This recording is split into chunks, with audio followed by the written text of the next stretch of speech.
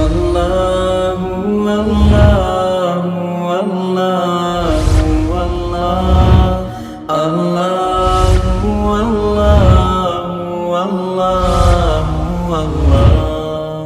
اللہ اللہ اللہ۔ بسم اللہ الرحمن الرحیم۔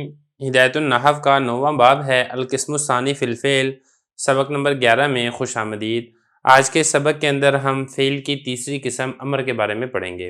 عبارت دیکھ لیں، والثالث الامر وهو صيغة يطلب بها الفعل من الفاعل المخاطب بأن تحذف من المضارع حرف المضارعة ثم تنظر فإن كان ما بعد حرف المضارعة ساكنا زدت همزة الوصل مضمومة إن انضم ثالثه نحو انصر ومكسورة إن انفتح أو انكسر كاعلم واضرب واستخرج، وإن كان متحركا فلا حاجة إلى الهمزة نحو إذ وحاسب، والأمر من باب الإفعال من القسم الثاني وهو مبني على علامة الجزم كاضرب واغزو وارمي واسعى اضربا واضربوا اور واضربی۔ ترجمہ دیکھ لیں، اور تیسری قسم فعل کی امر ہے، اور وہ ایسا صیغہ ہے جس کو طلب کیا جاتا ہے فعل کو فاعل مخاطب سے، اس طرح کہ آپ مضارع سے حرف مضارع کو حذف کر دیں، پھر آپ دیکھیں اگر حرف مضارع کے بعد حرف ساکن ہے تو آپ حمزہ وصلی کا اضافہ کر دیں گے اور وہ حمزہ وصلی مضموم لے کر آئیں گے اگر اس کا تیسرا حرف مضموم ہے، جیسا کہ انظر، اور مکسور لے کر آئیں گے اگر وہ مفتوح یا مکسور ہو، جیسا کہ اعلم اور اضرب اور استخرج، اور اگر وہ متحرک ہو تو پھر کوئی ضرورت نہیں ہے حمزہ کی طرف، جیسا کہ اذ اور حاسب۔ اور باب افعال سے جو امر ہے وہ یہی دوسری قسم سے ہے، اور یہ مبنی ہوتا ہے علامت جزم پر، جیسا کہ اضرب اغزو ارمی اسعى اضربا اضربوا اضربی۔ عبارت اور ترجمہ ہو چکا ہے، اب چلتے ہیں اس کی تشریح کی طرف۔ لیکن جو فعل کی دو قسمیں ہیں وہ ہم پہلے تفصیل سے پڑھ چکے ہیں، اس میں ہم نے فعل ماضی پڑھ لیا، پھر ہم نے فعل مضارع پڑھ لیا، فعل ماضی کے بارے میں تفصیل پڑھ لی، فعل مضارع کے بارے میں ہم نے تفصیل پڑھ لی، فعل مضارع کا اعراب ہم نے پڑھ لیا۔ اب یہاں سے جو فعل کی تیسری قسم ہے امر، اس کو شروع کر رہے ہیں۔ تو امر کے بارے میں سب سے پہلے تو یہ بتایا کہ یہ صیغہ ہے۔ اب صیغے تو سارے ہی ہیں، صیغہ تو اسم بھی ہے، ماضی بھی ہے، فعل مضارع بھی ہے، لیکن جب یہ کہنا یطلب بہ الفعل، جس کے اندر فعل کو طلب کیا جاتا ہے، تو اس سے ماضی نکل گیا اور اس سے مضارع نکل گیا، کیونکہ ماضی اور مضارع میں فعل کا مطالبہ نہیں ہوتا بلکہ فعل کی خبر دی جاتی ہے۔ پھر اس کے بعد یہ کہا فاعل سے فعل کو طلب کیا جاتا ہے، تو اس سے جو امر مجہول کے صیغے ہیں وہ نکل گئے، کیونکہ اس میں امر کو طلب تو کیا جاتا ہے لیکن فاعل سے نہیں بلکہ نائب فاعل سے طلب کیا جاتا ہے۔ پھر اس میں آگے یہ کہا کہ فاعل مخاطب سے طلب کیا جاتا ہے، اس سے جو امر مخاطب کی گردان، امر حاضر کی گردان ہے وہ تو باقی رہے گی، لیکن جو امر غائب ہے اس میں چونکہ فاعل مخاطب سے طلب نہیں کیا جاتا بلکہ فاعل غائب سے فعل کو طلب کیا جاتا ہے، وہ خارج ہو جائیں گے۔ تو یہی بتایا کہ امر وہ ایسا صیغہ ہوتا ہے جس میں فعل کا مطالبہ ہوتا ہے۔ کس سے مطالبہ ہوتا ہے؟ فاعل مخاطب سے، یعنی بندہ آپ کے مخاطب ہوتا ہے، آپ کے سامنے ہوتا ہے، جس سے آپ فعل کا مطالبہ کر رہے ہوتے ہیں۔ اب آگے کے امر بنانے کا طریقہ بتا رہے ہیں۔ حضرت بتا رہے ہیں کہ امر بنانے کا طریقہ یہ ہے کہ پہلی بات تو یہ ہے کہ آپ نے امر کو مضارع سے بنانا ہے، اور چونکہ یہ امر حاضر ہے لہذا مضارع کے حاضر یعنی مضارع مخاطب کے صیغے سے آپ امر کو بنائیں گے۔ کیسے بنائیں گے؟ وہ طریقہ یہ ہے کہ آپ سب سے پہلے حرف مضارع کو حذف کر دیں۔ حرف مضارع کو آپ نے حذف کر دیا، اب اس کے بعد آپ یہ دیکھیں کہ اگلا حرف ساکن ہے یا اگلا حرف متحرک ہے۔ اگر تو اگلا حرف ساکن ہو تو پھر آپ شروع کے اندر حمزہ وصلی لیں گے، اس لیے کہ اگر آپ شروع میں حمزہ وصلی نہیں لے کر آتے ہیں تو ساکن سے لفظ کا آغاز نہیں کیا جا سکتا۔ مثال کے طور پہ یہ تضریبو ہے، واحد مذکر مخاطب فعل مضارع کا صیغہ ہے، شروع سے آپ نے حرف مضارع تا کو حذف کر دیا۔ اب تا کو آپ نے حذف کر دیا، اب اس کے بعد آپ یہ دیکھیں ضاد ساکن ہے۔ جب ضاد ساکن ہے تو اب شروع میں اب اس کو پڑھا نہیں جا سکتا ضاد کو، تو لہذا شروع میں آپ حمزہ وصلی لے کر آئیں گے۔ اچھا، آپ نے حمزہ وصلی تو لے آئے، اب اس میں مسئلہ یہ ہے کہ اب حمزہ وصلی کے اوپر آپ فتح پڑھیں گے، کسرہ پڑھیں گے، ضمہ پڑھیں گے، حمزہ وصلی کے اوپر حرکت کیا پڑھیں گے؟ تو دیکھیں اس کے لیے اصول ہے، اس کے لیے اصول یہ حضرت فرما رہے ہیں کہ آپ تیسرا حرف دیکھیں، تیسرے حرف کی آپ حرکت دیکھیں کہ تیسرے حرف کی حرکت فتح کی ہے، ضمہ کی ہے یا کسرہ کی ہے۔ اگر تو تیسرے حرف کی حرکت وہ ضمہ کی ہو تو حمزہ وصلی یا مضموم لے کر آئیں گے، اور اگر تیسرے حرف کی حرکت ضمہ کی نہیں ہے بلکہ فتح یا کسرہ کی ہے تو پھر حمزہ وصلی شروع کے اندر یہ مکسور لے کر آئیں گے۔ مثال کے طور پر یہ تنصرو ہے، مضارع مخاطب کا صیغہ ہے، تا کو آپ نے حذف کر دیا شروع سے۔ اب تیسرا حرف ہے صاد، تا نون اور صاد، جس کو عین کلمہ بھی کہتے ہیں۔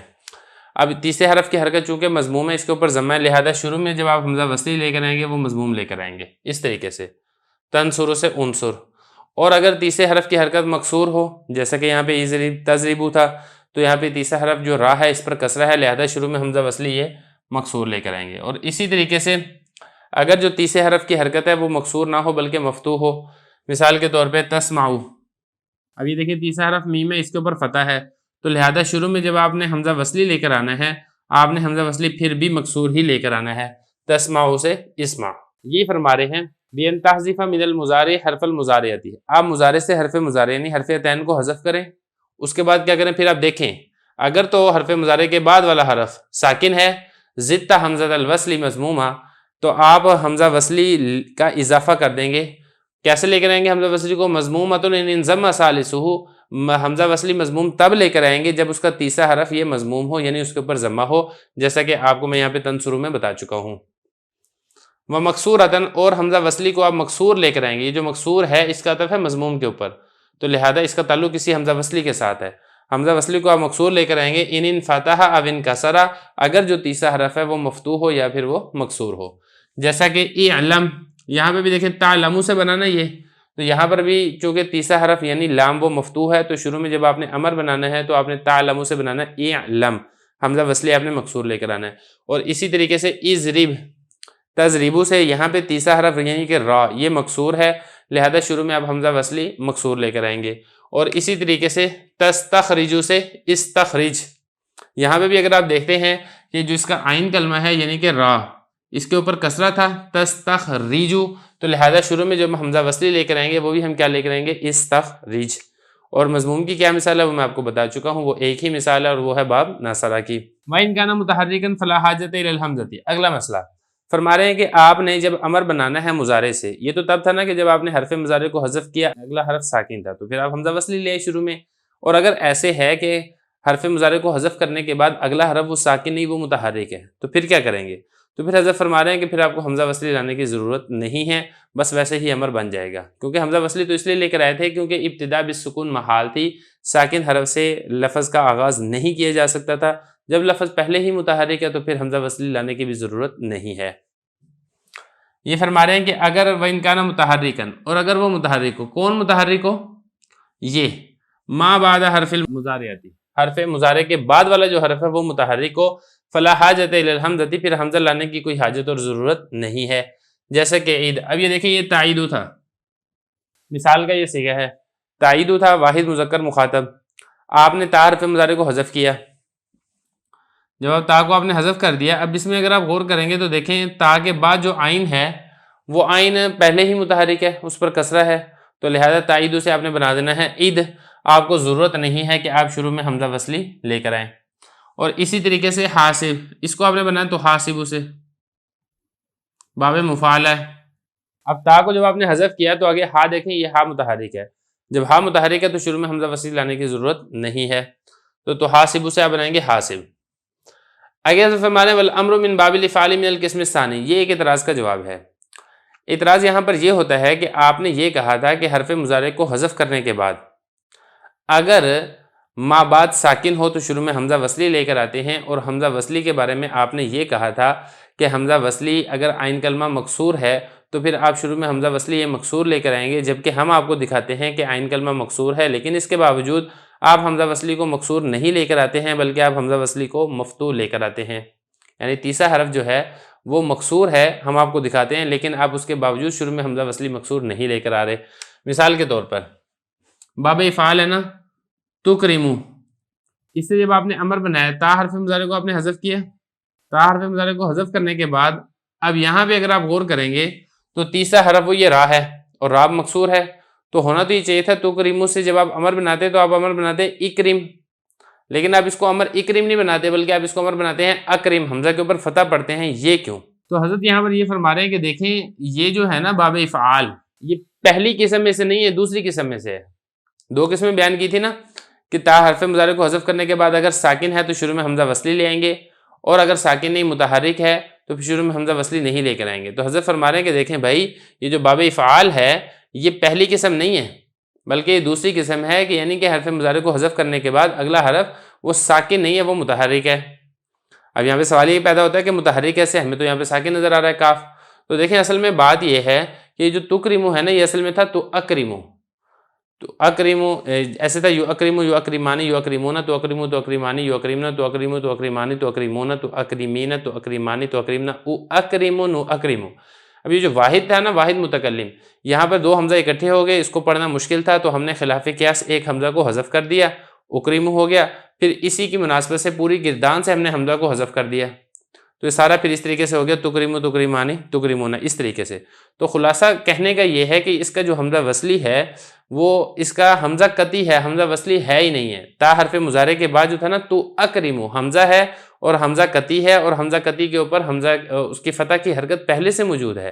تو جب اصل میں اس کی یہ تھا تو اکریمو، جب اس کی اصل یہ تھی تو تا حرف مضارع کو جب ہم نے حذف کیا، حذف کرنے کے بعد آگے جو حمزہ ہے اس کے اوپر تو پہلے سے ہی فتح ہے، ہم نے کوئی تبدیلی نہیں کی. ہم اصل میں اپنی طرف سے حمزہ وصلی نہیں لے کر آئے جس کے اوپر ہم فتح لے کر آئے ہیں، بلکہ اس کا پہلے سے ہی حمزہ موجود ہے، اور یہ حمزہ ہے بھی وصلی نہیں بلکہ یہ قطعی ہے. تو اس لیے آپ کا یہ اعتراض کرنا کہ آپ شروع کے اندر حمزہ یہ مفتوح کیوں لے کر آئیں، یہ درست نہیں ہے. تو یہ بتا رہے ہیں کہ جو امر ہے باب فعال سے یہ دوسری قسم میں سے ہے، یعنی جو حرف مضارع کو حذف کرنے کے بعد اگلا حرف وہ ساکن نہیں بلکہ وہ متحرک ہے. وَهُوَ مَبْنِيٌّ عَلَىٰ عَلَامَةِ الْجَزْمِ.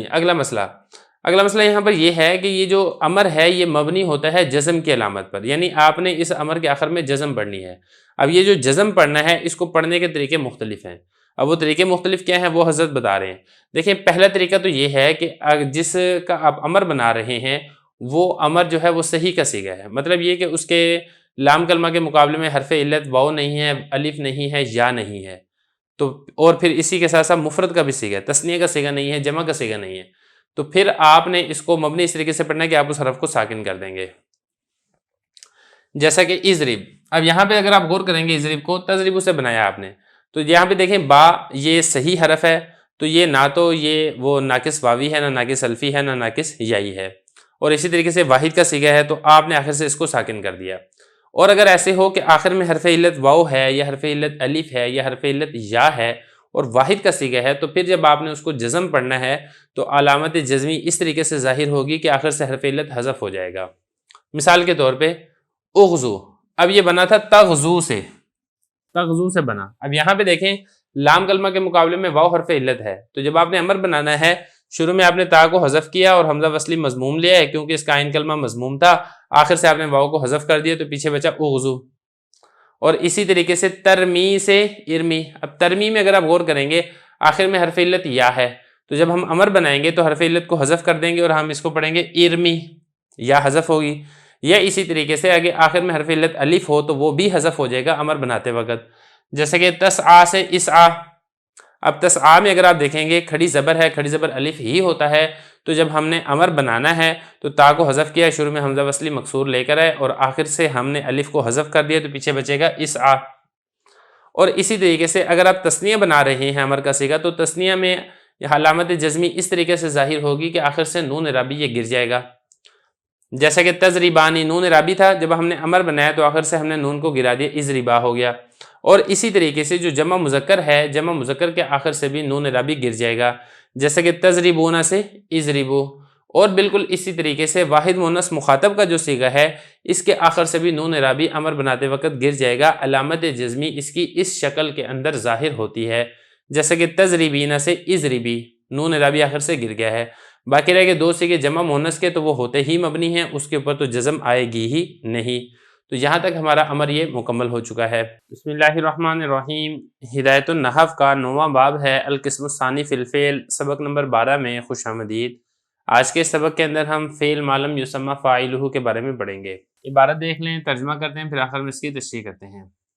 فصل: فعل ما لم يسمى فاعله هو فعل حذف فاعله واقيم المفعول مقامه ويختص بالمتعدي وعلامته في الماضي ان يكون اوله مضموما فقط وما قبل آخره مكسورا في الابواب التي ليست في اوائلها همزة وصل ولا تاء زائدة نحو ضرب ودحرج واكرم وان يكون اوله وثانيه مضموما وما قبل آخره كذلك فيما في اوله تاء زائدة نحو تفضل وتضرب وان يكون اوله وثالثه مضموما وما قبل آخره كذلك فيما في اوله همزة وصل نحو استخرج واقتدر والحمزة تتبع المضموم ان لم تدرج. ترجمہ دیکھ لیں. فعل ما لم یسمى فاعلہ وہ فعل ہے جس کا فاعل حذف کر دیا جاتا ہے اور مفعول کو اس فاعل کے قائم مقام کر دیا جاتا ہے، اور یہ خاص ہے متعدی کے ساتھ، اور اس کی علامت ماضی میں یہ ہے کہ اس کے شروع میں مضموم ہوتا ہے فقط، اور ما قبل آخر یہ مکسور ہوتا ہے ان ابواب میں جن کے شروع میں حمزہ وصلی نہیں ہے اور تا زائدہ بھی نہیں ہے، جیسے کہ ضُرِبَ، دُحْرِجَ اور اکرمہ، اور یہ کہ اس کا اول اور دوسرا حرف یہ مضموم ہوتا ہے، اور ما قبل آخر اسی طریقے سے ان ابواب کے شروع میں جن کے شروع میں تا زائدہ ہوتا ہے، جیسے کہ تُفُضِّلَ اور تُضُرِبَ، اور یہ کہ پہلا اور تیسرا حرف مضموم ہوتا ہے اور ما قبل آخر اسی طریقے سے ہوتا ہے ان ابواب میں جن کے شروع میں حمزہ وصلی ہوتا ہے، جیسے اُسْتُخْرِجَ اُقْتُدِرَ، اور حمزہ یہ مضموم کے تابع ہوتا ہے اگر یہ نہیں گرتا۔ عبارت اور ترجمہ ہو چکا ہے، چلتے ہیں اس کی تشریح کی طرف۔ تو دیکھیں یہ جو باب ہے یہ فعل سے متعلقہ باب ہے، اس میں فعل سے متعلقہ مباحث آئیں گی۔ تو فعل کی جو پہلی تقسیم کی گئی تھی فعل ماضی، فعل مضارع اور فعل امر، یہ ساری بحث مکمل ہو چکی ہے۔ اب یہاں سے فعل کی دوسری تقسیم بیان کر رہے ہیں کہ فعل کی دو قسمیں ہیں، ایک ہے فعل معروف اور دوسرا ہے فعل مجہول۔ تو یہاں سے حضرت فعل مجہول کے بارے میں بیان کر رہے ہیں۔ فعل مجہول کو جو عربی میں کہا جاتا ہے وہ یہ کہا جاتا ہے فعل ما لم یسمى فاعلہ۔ اس کا مطلب کیا ہے، اس کو بھی سمجھ لیں۔ فعل ما وہ فعل لم یسمى نہ ذکر کیا جائے، نہ نام لیا جائے، فاعلہ جس کے فاعل کا، یعنی یہ ایسا فعل ہوتا ہے جس کا فاعل مذکور نہیں ہوتا ہے۔ دیکھیں ذرا یہ فعل ما لم یسمى فاعلہ کیا ہوتا ہے، کہ اس کی تعریف کریں یہاں سے۔ ہوا فعل یہ ایسا فعل ہے حذف فاعلہ جس فعل کا فاعل حذف ہو جاتا ہے، وَأُقِیمَ الْمَفْعُولُ مَقَامَهُ اور مفعول کو فاعل کے قائم مقام کر دیتے ہیں۔ دیکھیں اصل میں ہوتا یہ ہے کہ فاعل پر رفع ہوتا ہے، مفعول پر نصب ہوتا ہے، لیکن یہ جو فعل ما لم یسمى فاعلہ ہے اس میں فاعل تو ہوتا نہیں ہے، تو ہم مفعول کو فاعل کی جگہ پر لے آتے ہیں، اور جو فاعل والا رفع ہوتا ہے وہ ہم مفعول کو دے دیتے ہیں۔ وَيُخْتَصُّ بِالْمُتَعَدِّ اگلا مسئلہ سے یہ فرما رہے ہیں کہ یہ جو فعل ما لم یسمى فاعلہ ہے، یا پھر ہم یہ کہیں کہ یہ جو فعل مجہول ہے یہ فعل متعدی کے ساتھ خاص ہے۔ دیکھیں فعل کی دو قسمیں ہیں، ایک ہے فعل لازم، دوسرا ہے فعل متعدی۔ فعل لازم کہتے ہیں کہ فعل اپنے فاعل پر مکمل ہو جاتا ہے، مفعول کا تقاضا نہیں کرتا ہے۔ دوسری قسم کا جو فعل ہے وہ ہوتا ہے فعل متعدی، یہ ایسا فعل ہوتا ہے جو اپنے فاعل کے ساتھ ساتھ مفعول کا تقاضا بھی کرتا ہے۔ تو حضرت یہ فرما رہے ہیں کہ جو فعل مجہول ہے، یا پھر آپ یہ کہیں کہ جو فعل ما لم یسمى فاعلہ ہے، یہ انہی ابواب میں سے آئے گا جو کہ متعدی ابواب ہوں گے، یعنی جن کا مفعول بھی ہوگا، کیونکہ وجہ یہ ہے کہ مفعول کو ہی ہم فاعل کی جگہ پر لے کر آئے ہیں، اور اگر وہ فعل ایسا ہے جس کا مفعول ہے ہی نہیں ہے، تو پھر مفعول نہیں ہے تو پھر وہ فاعل کی جگہ پر کیسے آ سکتا ہے۔ تو اسی لیے فرمایا کہ یہ جو فعل ما لم یسمى فاعلہ ہے یہ انہی ابواب کے ساتھ خاص ہے جو کہ متعدی ہوں، یعنی جن کا مفعول آتا ہو۔ وعلامتہ فی الماضی، یہاں سے فعل ماضی یہ جو فعل ما لم یسمى فاعلہ ہے اس کی پہچان کا طریقہ بتا رہے ہیں۔ آپ یہ کہتے ہیں کہ اس کی پہچان کا طریقہ کیا ہے تب بھی ٹھیک ہے، آپ یہ بھی کہہ سکتے ہیں کہ اس کو بنانے کا کیا طریقہ ہے تب بھی ٹھیک ہے۔ اس میں حضرت نے کل اس کی 3 قسمیں کی ہیں۔ پہلی جو قسم ہے وہ یہ ہے کہ جو فعل ما لم یسمى فاعلہ ہے، میں فعل ما لم یسمى فاعلہ نہیں کہوں گا، میں فعل مجہول ہی کہوں گا۔ بہرحال آپ اس کو پہچان جائیے گا۔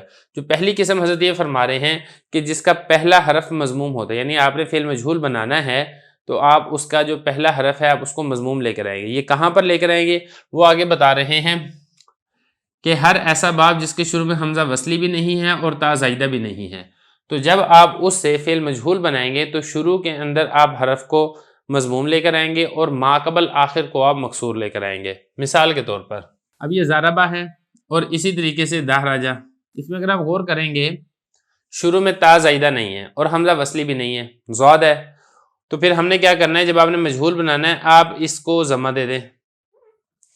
ماضی میں جب آپ مجہول بنائیں گے اس کو ذو کر دیں گے، اور ما قبل آخر با ہے اور اس سے پہلے والا جو ہے آخر سے ما قبل وہ یہ ہے را، اس کو آپ کسرہ دے دیں گے تو یہ بن جائے گا ضربہ فعل مجہول۔ اسی طریقے سے دحرجہ ہے، شروع میں تا زائدہ بھی نہیں ہے، حمزہ وصلی بھی نہیں ہے، تو آپ پہلے حرف کو ضمہ دے دیں، اور جو ما قبل آخر ہے، آخر جیم ہے نا، اس سے ما قبل را ہے، اس کو آپ کسرہ دے دیں، دحرجہ، تو اس طریقے سے آپ اس کو بنا دیں گے مجہول۔ کہہ رہے ہیں ماضی میں علامت کیا ہے فعل مجہول کی، یہ کہ اس کا اول مضموم ہوتا ہے فقط اور ما قبل آخر مکسور ہوتا ہے۔ فی الابواب التی لیست فی اوائلہا، ان ابواب میں، لیست فی اوائلہا جن ابواب کے شروع میں، یہ جو ہا ضمیر ہے یہ ہا ضمیر لوٹ رہی ہے ابواب کی طرف، جن ابواب کے شروع میں حمزہ وصلی نہ ہو اور تا زائدہ بھی نہ ہو، جیسا کہ ضربہ اور دحرجہ، اور اسی طریقے سے اکرمہ۔ اب یہ جو اکرمہ ہے یہاں پر شروع میں حمزہ تو ہے لیکن حمزہ وصلی نہیں بلکہ حمزہ قطعی ہے۔ نمبر 2، دوسرا طریقہ دیکھیں، وہ والے ابواب جن کے شروع میں تا زائدہ ہے اس کو بنانے کا کیا طریقہ ہے، ماضی میں وہ حضرت بتا رہے ہیں۔ حضرت بتا رہے ہیں کہ جن ابواب کے شروع میں تا زائدہ ہے اس میں آپ تو یہ کریں کہ جو پہلا حرف آپ مضموم لے کر آئیں گے وہ تو لائیں گے ہی، اس کے ساتھ ساتھ آپ دوسرے حرف کو بھی ضمہ دے دیں اور آخر سے پہلے والے حرف کو آپ کسرہ دے دیں۔ مثال کے طور پہ باب تفاعل اور باب تفاعل، ان کے شروع میں تا زائدہ ہوتی ہے، جیسا کہ تفضل، یہ معروف ہے، شروع میں تا زائدہ ہے تو آپ کیا کریں گے، تا کو آپ نے ضمہ دیا اور تا کے بعد آگے جو فا ہے اس کو بھی آپ نے ضمہ دے دیا، اور ما قبل آخر لام ہے، اس سے ما قبل زواد ہے، اس کو آپ نے کسرہ دے دیا تو یہ بن جائے گا تفضل۔ اور اسی طریقے سے تضاربہ، یہاں پہ دیکھیں شروع میں تا زائدہ ہے، آپ نے اس کو ضمہ دے دیا اور اس کے بعد جو زاد ہے اس کو بھی آپ نے ضمہ دے دیا، اور آخر با ہے، اس سے پہلے والا را اس کو آپ نے کسرہ دے دیا۔ اب یہ دیکھیں جو الف ہے، الف ضمہ کے بعد نہیں آ سکتا تو ہم اس الف کو ضمہ کی مناسبت سے واو سے تبدیل کر دیں گے تو یہ بن جائے گا تزوربا۔ یہ ہو گیا دوسرا طریقہ۔ نمبر 3، اگر شروع کے اندر حمزہ وصلی ہے تو پھر بنانے کا کیا طریقہ ہے وہ حضرت بتا رہے ہیں، فرما رہے ہیں کہ اگر وہ ابواب جن کے شروع میں حمزہ وصلی آتا ہے تو آپ ماضی میں مجہول اس طریقے سے بنائیں گے کہ پہلا اور تیسرا حرف اس کو آپ مضموم کر دیں گے اور ما قبل آخر کو آپ مکسور کر دیں گے۔ اس کی مثالیں بھی دیکھ لیں۔ استخرجا، اب یہ دیکھیں استخرجا تھا، استخرجا، اب شروع کے اندر حمزہ وصلی ہے تو آپ نے جب آپ مجہول بنانا ہے تو آپ حمزہ وصلی کو مضموم کر دیں اور تیسرا حرف تا ہے اس کو بھی آپ مضموم کر دیں اور آخر سے پہلے والا جو را ہے اس کو آپ کسرہ دے دیں تو یہ بن جائے گا استخرجا۔ اسی طریقے سے اقتدرا، باب افتعال، اقتدرا معروف ہے نا ماضی میں، شروع میں حمزہ وصلی ہے، آپ اس کو مضموم کر دیں اور جو تیسرا حرف ہے تا اس کو بھی آپ مضموم کر دیں اور آخری حرف را سے پہلے والا جو دال ہے اس کو آپ کسرہ دے دیں، وہ کو تودیرہ بن جائے گا۔ تو یہ فرمایا وَإِن يَكُونَ أَوَّلُهُ وَثَالِثُهُ مَضْمُومًا، اور طریقہ یہ ہے کہ آپ ماضی میں پہلا حرف اور تیسرا حرف اس کو آپ مضموم لے آئیں، وَمَا قَبْلَ آخِرِهِ كَذَلِكَ، اور جو آخر سے پہلے والا حرف ہے اس کو اسی طریقے سے، كَذَلِكَ کا کیا مطلب ہے، یہ مکسوراً، یہاں پر بھی كَذَلِكَ کا مطلب مکسور ہے، یہاں پر بھی كَذَلِكَ کا مطلب مکسور ہے کہ آخر سے ما قبل کو آپ نے کسرہ دینا ہے۔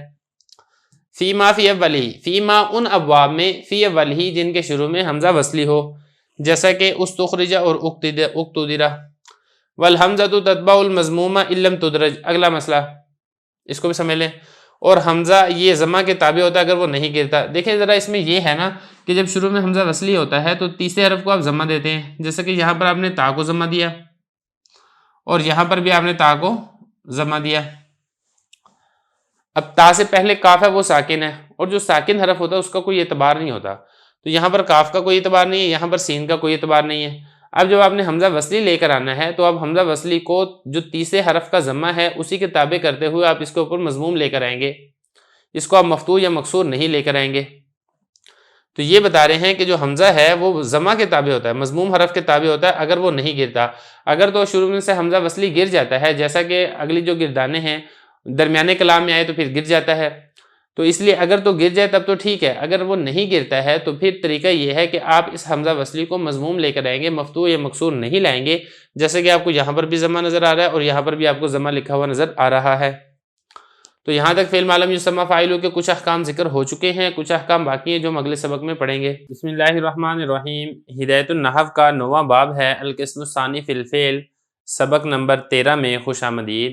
آج کے سبق کے اندر ہم فعل مجہول بنانے کا طریقہ پڑھیں گے۔ عبارت دیکھ لیں، وفی المضارع ان یکون حرف المضارعات مضموما وما قبل آخرہ مفتوحا نحو یضرب ویستخرج الا فی باب المفاعلۃ والافعال والتفعیل والفعللۃ وملحقاتها الثمانیۃ فإن العلامة فيها فتح ما قبل الآخر نحو يحاسب يدحرج وفي الأجوف ماضيه قيل وبيع وبالإشمام قيل بيع وبالواو قول بوع وكذلك باب اختير وانقيد دون استخير وأقيم لفقد فعل فيهما وفي مضارعه تقلب العين ألفا نحو يقال ويباع كما عرفت في التصريف مستقصا۔ ترجمہ دیکھ لیں، اور مضارع میں یہ کہ حرف مضارع وہ مضموم ہوتا ہے اور ما قبل آخر یہ مفتوح ہوتا ہے، جیسے کہ یضرب اور یستخرج، مگر باب مفاعلہ میں، باب افعال میں، باب تفعیل میں، باب فعللہ میں اور اس سے ملحق 8 ابواب میں، اس لیے کہ علامت اس میں ما قبل آخر کا فتح ہے، جیسے کہ یحاسب و یدحرج، اور اجوف میں ماضی قیلا اور بیع ہے، اور اشمام کے ساتھ قیلا اور بیع، اور واؤ کے ساتھ قولا اور بوعا، اور اسی طریقے سے باب اختیرہ اور انقیدہ میں، نہ کہ استخیرہ اور اقیمہ میں۔ اس لیے کہ ان دونوں میں فعیلہ نہیں پایا جاتا، اور اس کے مضارع میں عین کو تبدیل کر دیا جاتا ہے الف کے ساتھ، جیسا کہ یقالو اور یباؤ، جیسا کہ آپ پہچان چکے ہیں صرف میں تفصیل کے ساتھ۔ عبارت تو ترجمہ ہو چکا ہے، چلتے ہیں اس کی تشریح کی طرف۔ دیکھیں اس سے پہلے سبق کے اندر ہم نے فعل ماضی سے مجہول بنانے کا طریقہ پڑھا تھا، جیسا کہ میں نے آپ کو بتایا تھا کہ فعل مجہول کو عربی کے اندر فعل ما لم یسمى فاعلہ کہا جاتا ہے۔ آج کے سبق کے اندر فعل مضارع کا مجہول بنانے کا طریقہ بیان کیا جا رہا ہے۔ تو طریقہ بہت آسان ہے۔ حضرت فرما رہے ہیں کہ جو حرف مضارع ہے آپ اس کو ضمہ دے دیں، اور جو آخر والا حرف ہے اس سے پہلے والے حرف کو آپ فتح دے دیں، تو اس طریقے سے فعل مجہول یہ بن جائے گا۔ یہ فرمایا کہ مضارع میں حرف مضارع کو مضموم ہوگا، یعنی ضمہ دے دیا جائے گا، اور آخر سے جو ماقبل ہے اس کو فتح دے دیا جائے گا۔ جیسے تھا نا یضربو، یہ حرف مضارع یا ہے، اس کو آپ ضمہ دے دیں، اور آخری با ہے، اس سے پہلے والا جو را ہے اس کو آپ فتح دے دیں، یضربو، اس طریقے سے بن جائے گا فعل مجہول۔ اسی طریقے سے یستخرجو ہے، اصل میں تھا نا یستخرجو، یہاں پر فتح تھا، آپ اس کو ضمہ دے دیں، اور آخر میں جیم ہے، اس سے پہلے را ہے، اس کو آپ فتح دے دیں، تو یہ بن جائے گا یستخرجو۔ البتہ آگے حضرت فرما رہے ہیں کہ کچھ ابواب ایسے ہیں کہ جن کے شروع میں آلریڈی ضمہ ہوتا ہے، یعنی معروف میں بھی ان کے شروع میں ضمہ ہوتا ہے، تو پھر لازمی بات ہے کہ جو ضمہ ہے حرف مضارع کو وہ مجہول کی علامت نہیں بن سکتا، تو پھر اس میں صرف یہ کیا جائے گا کہ جو آخر سے پہلے والا حرف ہے اس کو فتح دے دیا جائے گا، تو اس طریقے سے فعل مجہول مضارع میں بن جائے گا۔ یہ فرما رہے ہیں کہ سوائے باب مفاعلہ میں، اور باب افعال میں، اور باب تفعیل میں، باب فعللہ میں، اور باب فعللہ سے جو ملحق 8 ابواب ہیں۔ اب دیکھیں یہ جو سارے ابواب ہیں، جیسے کہ باب مفاعلہ ہے، قاتل یقاتل، اب معروف کے اندر ضمہ ہے پہلے ہی، تو مجہول کے اندر جو آپ ضمہ دے رہے ہیں وہ یہ کوئی مجہول کی علامت نہیں ہے، وہ تو معروف میں بھی ہے۔ تو یہ فرمایا کہ یہ جو باب مفاعلہ ہے اس میں صرف آپ آخر سے پہلے والے حرف کو فتح دے دیں، یقاتل سے یقاتلو کر دیں، اور اسی طریقے سے جو باب افعال ہے اس میں معروف میں بھی ضمہ ہے، یکرمو، تو آپ نے جب مجہول بنانا ہے تو آخر سے جو پہلے والا را ہے اس کو آپ فتح دے دیں گے، یکرمو سے یکرمو، تو یہ مجہول بن جائے گا۔ اسی طریقے سے باب تفعیل، اس میں معروف میں بھی ضمہ ہے، صرف یصرفو، یہاں پر ضمہ پہلے ہی ہے، جب آپ مجہول بنائیں گے تو آخر سے پہلے والا جو را ہے اس کو آپ فتح دے دیں گے، یصرفو سے یصرفو۔ اور اسی طریقے سے باب فعللہ، دحرج یدحرجو، تو یدحرجو مضارع معروف میں ضمہ ہے، جب آپ مجہول بنائیں گے تو آخر سے ماقبل یعنی را کو آپ فتح دے دیں گے، یدحرجو بن جائے گا۔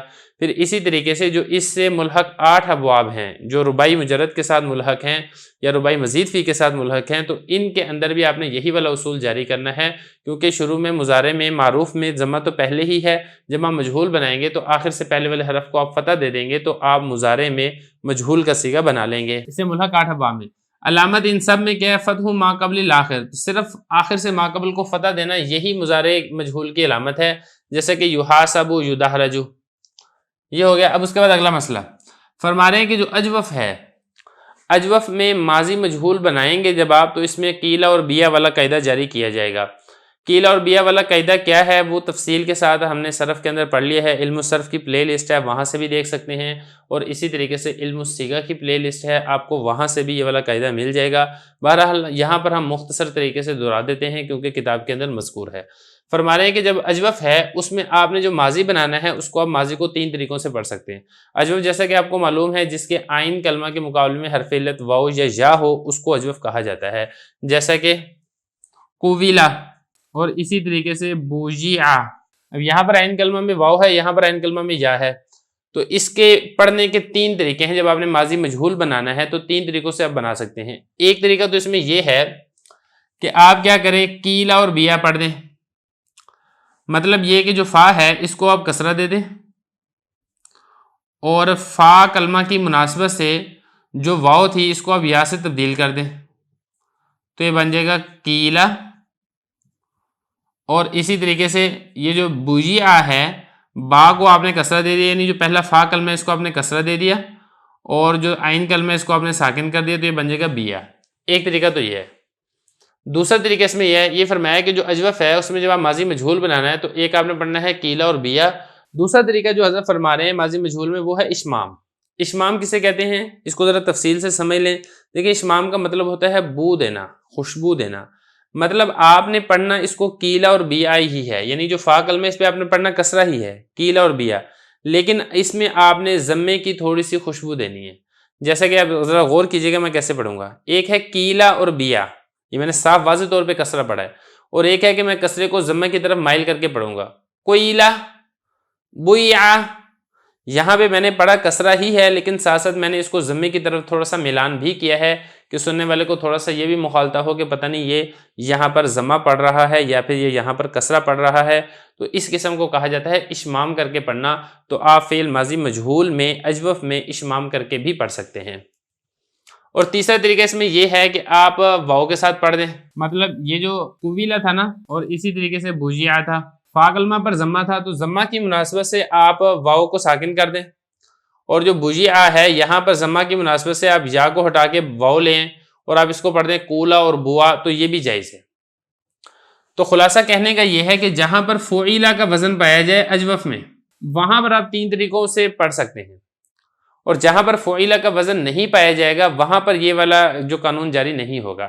اب فعیلہ کا وزن چاہے حقیقی ہو یعنی حقیقتاً فا عین لام کلمہ ہو، چاہے حکمی ہو، مطلب یہ کہ حقیقتاً فا عین لام کلمہ نہ ہو، کوئی حرف زائد بھی ہو، لیکن بہرحال یہ والا وزن پایا جاتا ہو، جیسا کہ یہ وزن پایا جاتا ہے اختوجیرہ اور ان کوجیدہ میں۔ اختویرہ سے اختوجیرہ، یہ کہ تویرہ فعیلہ کا وزن ہے نا، تو آپ اس کو بھی 3 طریقوں سے پڑھ سکتے ہیں، اختیرہ، اور اسی طریقے سے ان قیدہ، اور ایک ہے اختویرہ ان قیدہ، یہ اشمام کے ساتھ، اور اسی طریقے سے اختورہ اور ان قودہ، کیونکہ یہاں پر بھی فعیلہ کا وزن پایا جاتا ہے۔ یہ فرما رہے اسی طریقے سے باب اختیرہ اور ان قیدہ، لیکن استخیرہ اور اقیمہ، یہاں پر چونکہ فعیلہ کا وزن نہیں پایا جاتا ہے، نہ حقیقتاً پایا جا رہا ہے نہ ہی حکمن پایا جا رہا ہے، تو اس لیے یہاں پر آپ کو یہ 3 طریقے سے پڑھنے کا اختیار نہیں ہے، بلکہ آپ اس کو صرف ایک ہی طریقے سے پڑھیں گے جو کہ یہاں پر لکھا ہوا نظر آ رہا ہے۔ کیوں؟ لفقد فعیلہ فیہما، اس لیے کہ ان دونوں کے اندر جو فعیلہ ہے اس کا فقدان ہے، فعیلہ اس کے اندر نہیں پایا جا رہا ہے۔ ایک بات اب اس کے بعد آگے بتا رہے ہیں کہ جو مضارع ہے اسی اجوف سے، مضارع میں آپ نے کیا کرنا ہے کہ جو عین کلمہ ہے اس کو آپ نے الف کے ساتھ تبدیل کر دینا ہے، جیسا کہ یقولو سے، اب یہ واو تھی اس کو ہم نے الف سے تبدیل کر دیا تو یقالو ہو گیا۔ یبیعو، یہاں پر بھی دیکھیں یا تھی عین کلمہ، اس کو ہم نے الف سے تبدیل کر دیا، یقالو یباؤ والے قاعدے کے تحت، تو یہ بن جائے گا یباؤ۔ تو باقی چونکہ تفصیل ساری صرف والا مسئلہ ہے تو اس لیے خلاصتاً تھوڑا سا ذکر کر دیا ہے۔ یہ فرما رہے ہیں کہ ما عرفت فی التصریف مستقصن، جیسا کہ آپ نے تصریف یعنی علم صرف کے اندر مستقصن انتہائی تفصیل کے ساتھ پڑھ لیا ہے۔ بہرحال اگر آپ نے اس مسئلے کی مزید تفصیل جاننی ہو تو آپ ہماری پلے لسٹ علم الصرف اور اسی طریقے سے علم الصیغہ سے مذکورہ مسئلہ تفصیل سے پڑھ سکتے ہیں۔ بسم اللہ الرحمن الرحیم۔ ہدایت النحو کا 9واں باب ہے القسم الثانی فی الفعل، سبق نمبر 14 میں خوش آمدید۔ آج کے سبق کے اندر ہم فعل متعدی کے بارے میں پڑھیں گے۔ عبارت دیکھ لیں، ترجمہ کرتے ہیں، پھر آخر میں اس کی تشریح کرتے ہیں۔ فصل: الفعل اما متعد وهو ما يتوقف فهم معناه على متعلق غیر الفاعل كضرب، واما لازم وهو ما بخلافه كقعد وقام، والمتعدی قد يكون الى مفعول واحد كضرب زید عمرا والى مفعولین كأعطى زید عمرا درہما، ويجوز فيه الاقتصار على احد مفعوليه كأعطيت زیدا او اعطیت درہما، بخلاف باب علمت والى 3 مفاعیل نحو اعلم اللہ زیدا امرا فاضلا، ومنه ارا وانبأ ونبأ واخبر وخبر وحدث، وهذه 7 مفعولها الاول مع الاخیرین كمفعولی اعطیت في جواز الاقتصار على احدها، تقول اعلم اللہ زیدا، والثانی مع الثالث كمفعولی علمت في عدم جواز الاقتصار على احدهما، فلا تقول اعلمت زیدا خیر الناس بل تقول اعلمت زیدا امرا خیر الناس۔ عبارت ہوگی، اب اس کا ترجمہ دیکھ لیں پھر تشریح کرتے ہیں۔ فرما رہے ہیں کہ فعل یا تو متعدی ہوگا، اور یہ وہ ہے کہ جس کے معنی کا سمجھنا موقوف ہے فاعل کے علاوہ متعلق پر، جیسا کہ ضربہ، اور یا تو لازم ہوگا، اور یہ وہ ہے جو اس کے برعکس ہو، یہ اس کے خلاف ہو، جیسے قعدہ اور قامہ۔ اور متعدی کبھی تو ایک مفعول کی طرف ہوتا ہے جیسے کہ ضرب زید عمرا، اور کبھی 2 مفعولوں کی طرف ہوتا ہے جیسے کہ اعطى زید عمرا درہما، اور جائز ہوتا ہے اس میں اختصار کرنا 2 مفعولوں میں سے ایک مفعول پر، جیسا کہ اعطیت زیدا یا پھر اعطیت درہما، بخلاف باب علمت کے اور اس کے 3 مفعولوں کی طرف، جیسے اعلم اللہ زیدا امرا فاضلا، اور اسی سے ارا، انبأ، نبأ، اخبر، خبر اور حدث ہے۔ اور یہ جو 7 ہیں ان کا پہلا مفعول باقی 2 مفعولوں کے ساتھ ایسے ہی ہے جیسا کہ اعطیت کے 2 مفعول ہیں، اختصار کرنے کے جواز کے بارے میں ان دونوں میں سے ایک پر، تقول تو کہے گا اعلم اللہ زیدن، اور دوسرا مفعول تیسرے کے ساتھ ایسے ہی ہے جیسا کہ علمتو کے دو مفعول اختصار کرنے کے عدم جواز کے بارے میں ان دونوں میں سے ایک پر تو نہیں کہے گا اعلمت زیدن خیر الناس، بلکہ تو یہ کہے گا اعلمت زیدن امرا خیر الناس۔ عبارت اور ترجمہ ہو چکا ہے، اب چلتے ہیں تشریح کی طرف۔ دیکھیں جو فعل ہے، جس طریقے سے ہم نے فعل کی دو قسمیں پڑھی تھی، فعل معروف اور فعل مجہول، اسی طریقے سے فعل کی دو مزید قسمیں بھی ہیں، ایک ہے فعل لازم اور دوسرا ہے فعل متعدی۔ تو یہاں سے اب فعل متعدی کو بیان کر رہے ہیں، فعل لازم بھی اس کے ضمن میں حضرت نے تھوڑا سا ذکر کیا ہے۔ تو فعل متعدی کس کو کہتے ہیں؟ تو حضرت اسی کا ذکر کر رہے ہیں کہ فعل یا تو متعدی ہوگا، اور فعل متعدی وہ ہوتا ہے کہ جس کے معنی کا سمجھنا فاعل کے علاوہ پر موقوف ہوتا ہے، فاعل کے علاوہ کوئی اور اس کا متعلق بھی ہوتا ہے، جب وہ ساتھ ملتا ہے تو پھر اس فعل کا معنی سمجھ میں آتا ہے۔ اگر فاعل کے علاوہ کوئی متعلق اس کے ساتھ نہیں ملے گا تو پھر اس کا معنی سمجھ میں نہیں آئے گا۔ اب یہ جو متعلق ہے یہ مفعول بھی ہو سکتا ہے اور یہ متعلق جار مجرور بھی ہو سکتا ہے۔ تو یہ بتائیں کہ جو فعل ہے یا تو متعدی ہوگا، اور یہ وہ ہے کہ جس کے معنی کا سمجھنا یتوقف موقوف ہوتا ہے، یا یتوقف بھی اس کو پڑھ سکتے ہیں، موقوف ہے اس کے معنی کا سمجھنا فاعل کے علاوہ متعلق پر، جیسا کہ ضربہ۔ اب دیکھیں نا، ضربہ ایک آدمی نے کہا، مارا اس نے، اب یہاں پر صرف اگر فاعل ہوگا نا ضربہ زیدن، زید نے مارا، تب تک اس کا معنی صحیح طریقے سے سمجھ نہیں آئے گا، کیونکہ جب مارا ہے تو لازمی بات ہے ایک مارنے والا ہوگا اور ایک وہ شخص ہوگا جس کو مار پیٹی ہے، تو یہ فاعل کے علاوہ متعلق مفعول ہے، جب تک اس کا ذکر نہیں کیا جائے گا اس کا فعل ضربہ کا معنی صحیح طریقے سے سمجھ میں نہیں آئے گا۔ تو اسی لیے کہا جائے گا کہ یہ جو ضربہ ہے یہ فعل متعدی ہے، اور جو فعل لازم ہے یہ وہ ہوتا ہے کہ جو اس کے برعکس ہوتا ہے، یعنی اس کا سمجھنا صرف فاعل کے ساتھ ہی مکمل ہو جاتا ہے، اس کے معنی کو سمجھنے کے لیے آپ کو مفعول کی یا کسی اور متعلق کی ضرورت نہیں ہوتی ہے۔ یہ فرما رہے ہیں وَإِمَّا لازم، یا پھر فعل لازم ہوگا، وَهُوَ مَا بِخِلَافِ، فعل لازم وہ ہوتا ہے جو فعل متعدی کے خلاف ہو، یعنی جو فاعل پر ہی مکمل ہو جاتا ہے، اس کے لیے فاعل کے علاوہ متعلق کی ضرورت نہیں ہوتی ہے، جیسا کہ قعدہ اور قامہ۔ قعدہ بیٹھا وہ شخص، قامہ کھڑا ہوا وہ شخص۔ میں کہتا ہوں قعدہ زیدن، زید بیٹھا، تو ابھی بات کافی ہے، اب اس کے لیے مفعول کے متعلق کی ضرورت نہیں ہے۔ یا میں کہتا ہوں قام زیدن، زید کھڑا ہوا، تو تب بھی بات یہ کافی ہے، تو یہ فاعل کے اوپر مکمل ہو رہے ہیں، تو اس کو فعل لازم کہا جاتا ہے۔ اب فعل متعدی کے بارے میں آگے مسئلے بیان فرما رہے ہیں حضرت نے، یہاں پہ کچھ مسائل بیان کیے ہیں فعل متعدی کے۔ پہلا مسئلہ حضرت نے یہ بیان کیا کہ جو فعل متعدی ہے کبھی تو ایک مفعول کی طرف متعدی ہوتا ہے، یعنی اس کا ایک مفعول ہوتا ہے، اور کبھی ایسا ہوتا ہے کہ جو فعل متعدی ہے وہ دو مفعولوں کی طرف متعدی ہوتا ہے، یعنی اس کے دو مفعول ہوتے ہیں۔ والمتعدی قد یکون الی مفعول واحد، متعدی کبھی ایک مفعول کی طرف ہوتا ہے، جیسے کہ ضرب زید امرا۔ اب یہ دیکھیں ضربہ فعل ہے، زید اس کا فاعل ہے اور امر اس کا مفعول ہے، ایک مفعول ہے اس کا۔ یا اسی طریقے سے الی مفعولین، جو فعل متعدی ہے وہ دو مفعولوں کی طرف متعدی ہوتا ہے، جیسا کہ آتا زید امرا درہما، زید نے امر کو درہم دیا۔ اب یہ دیکھیں زید تو یہ فاعل ہے آتا کا، اور امر یہ اس کا مفعول اول ہے، درہم اس کا مفعول ثانی ہے، تو یہاں پر دو مفعولوں کی طرف متعدی ہے۔ اگلا مسئلہ فرما رہے ہیں کہ اگر فعل متعدی دو مفعولوں کی طرف متعدی ہو، یعنی اس کے دو مفعول آتے ہوں، تو دو مفعولوں میں سے ایک کو ذکر کرنا، دوسرے کو حذف کر دینا یہ جائز ہوتا ہے، یعنی ایک پر اکتفا کرنا، ایک پر اختصار کرنا، دو مفعولوں میں سے ایک پر یہ جائز اور درست ہے۔ وَيَجُوزُ فِيهِ الْاِخْتِصَارُ، اور جائز ہے اس میں، کس میں؟ یعنی جب وہ دو مفعولوں کی طرف متعدی ہو، اس میں جائز ہے اختصار کرنا، اکتفا کرنا دو مفعولوں میں سے ایک مفعول پر، جیسا کہ آتیت زیدن۔ آپ یہ کہیں کہ آتیت زیدن، میں نے زید کو دیا۔ اب آتیت فعل ہے، تو ضمیر اس کا فاعل ہے، زید اس کا مفعول ہے۔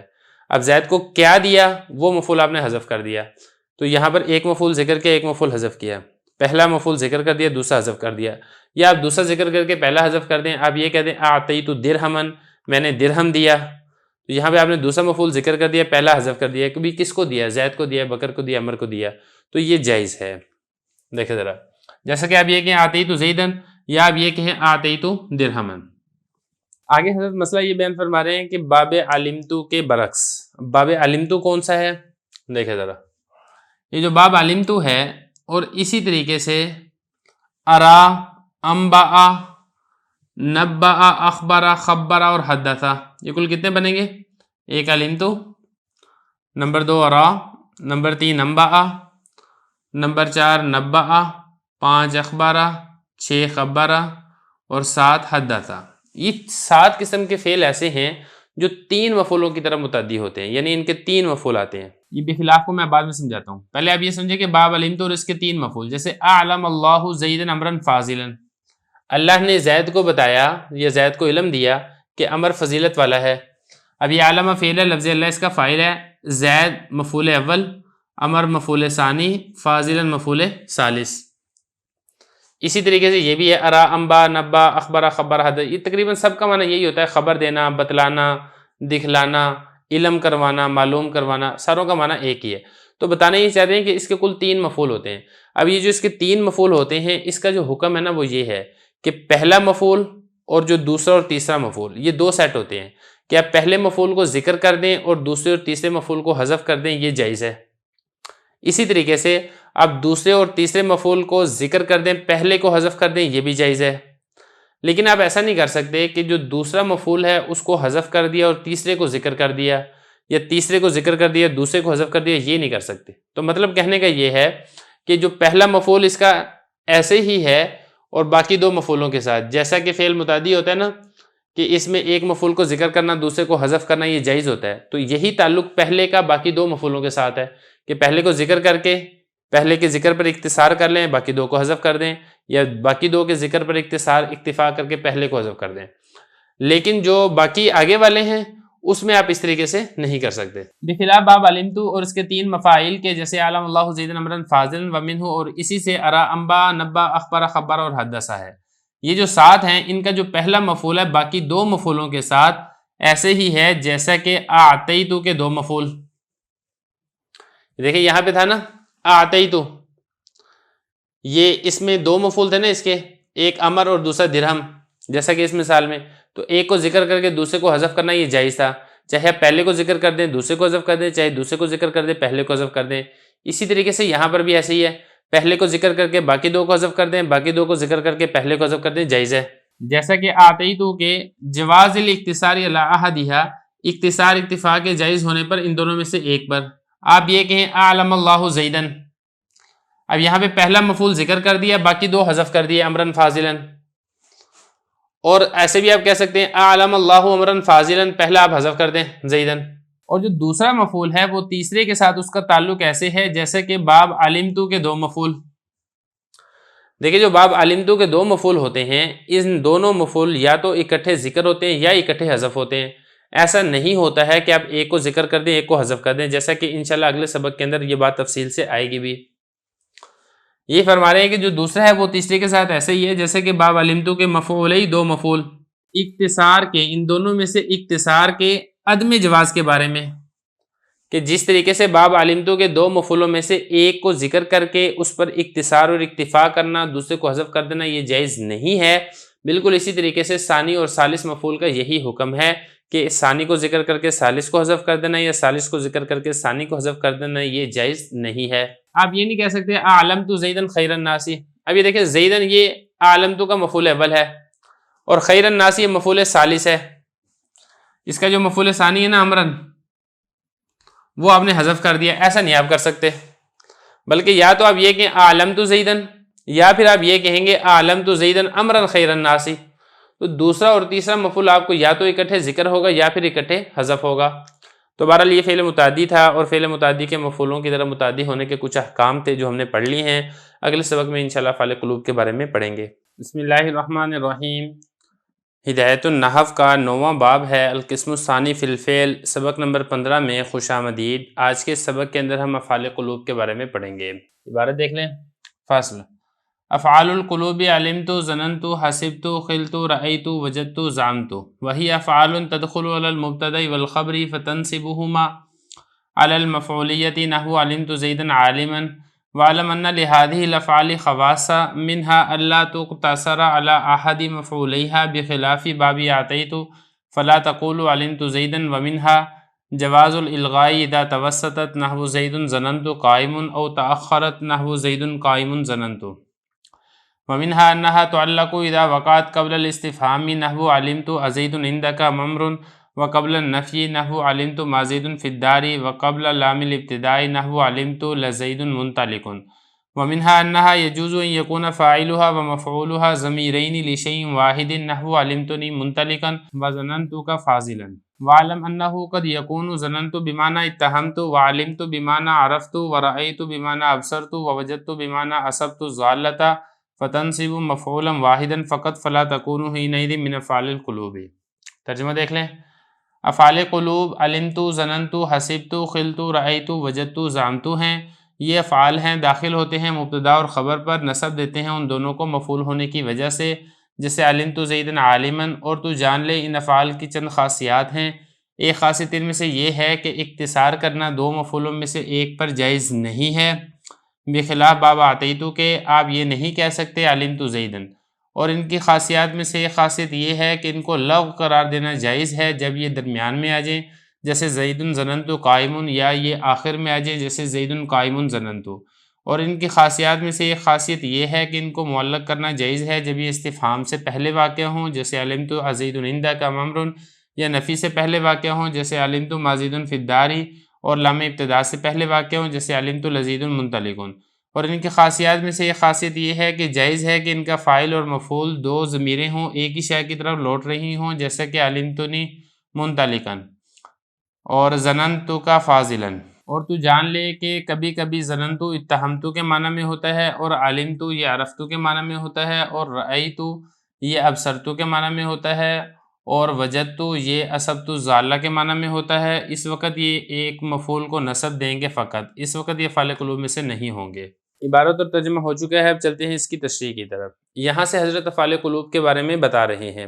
افعال قلوب، قلوب یہ قلب کی جمع ہے، قلب کہتے ہیں دل کو، تو یہ وہ افعال ہیں جو دل سے انجام دیے جاتے ہیں، ظاہری اعضاء سے ان افعال کو نہیں کیا جاتا ہے۔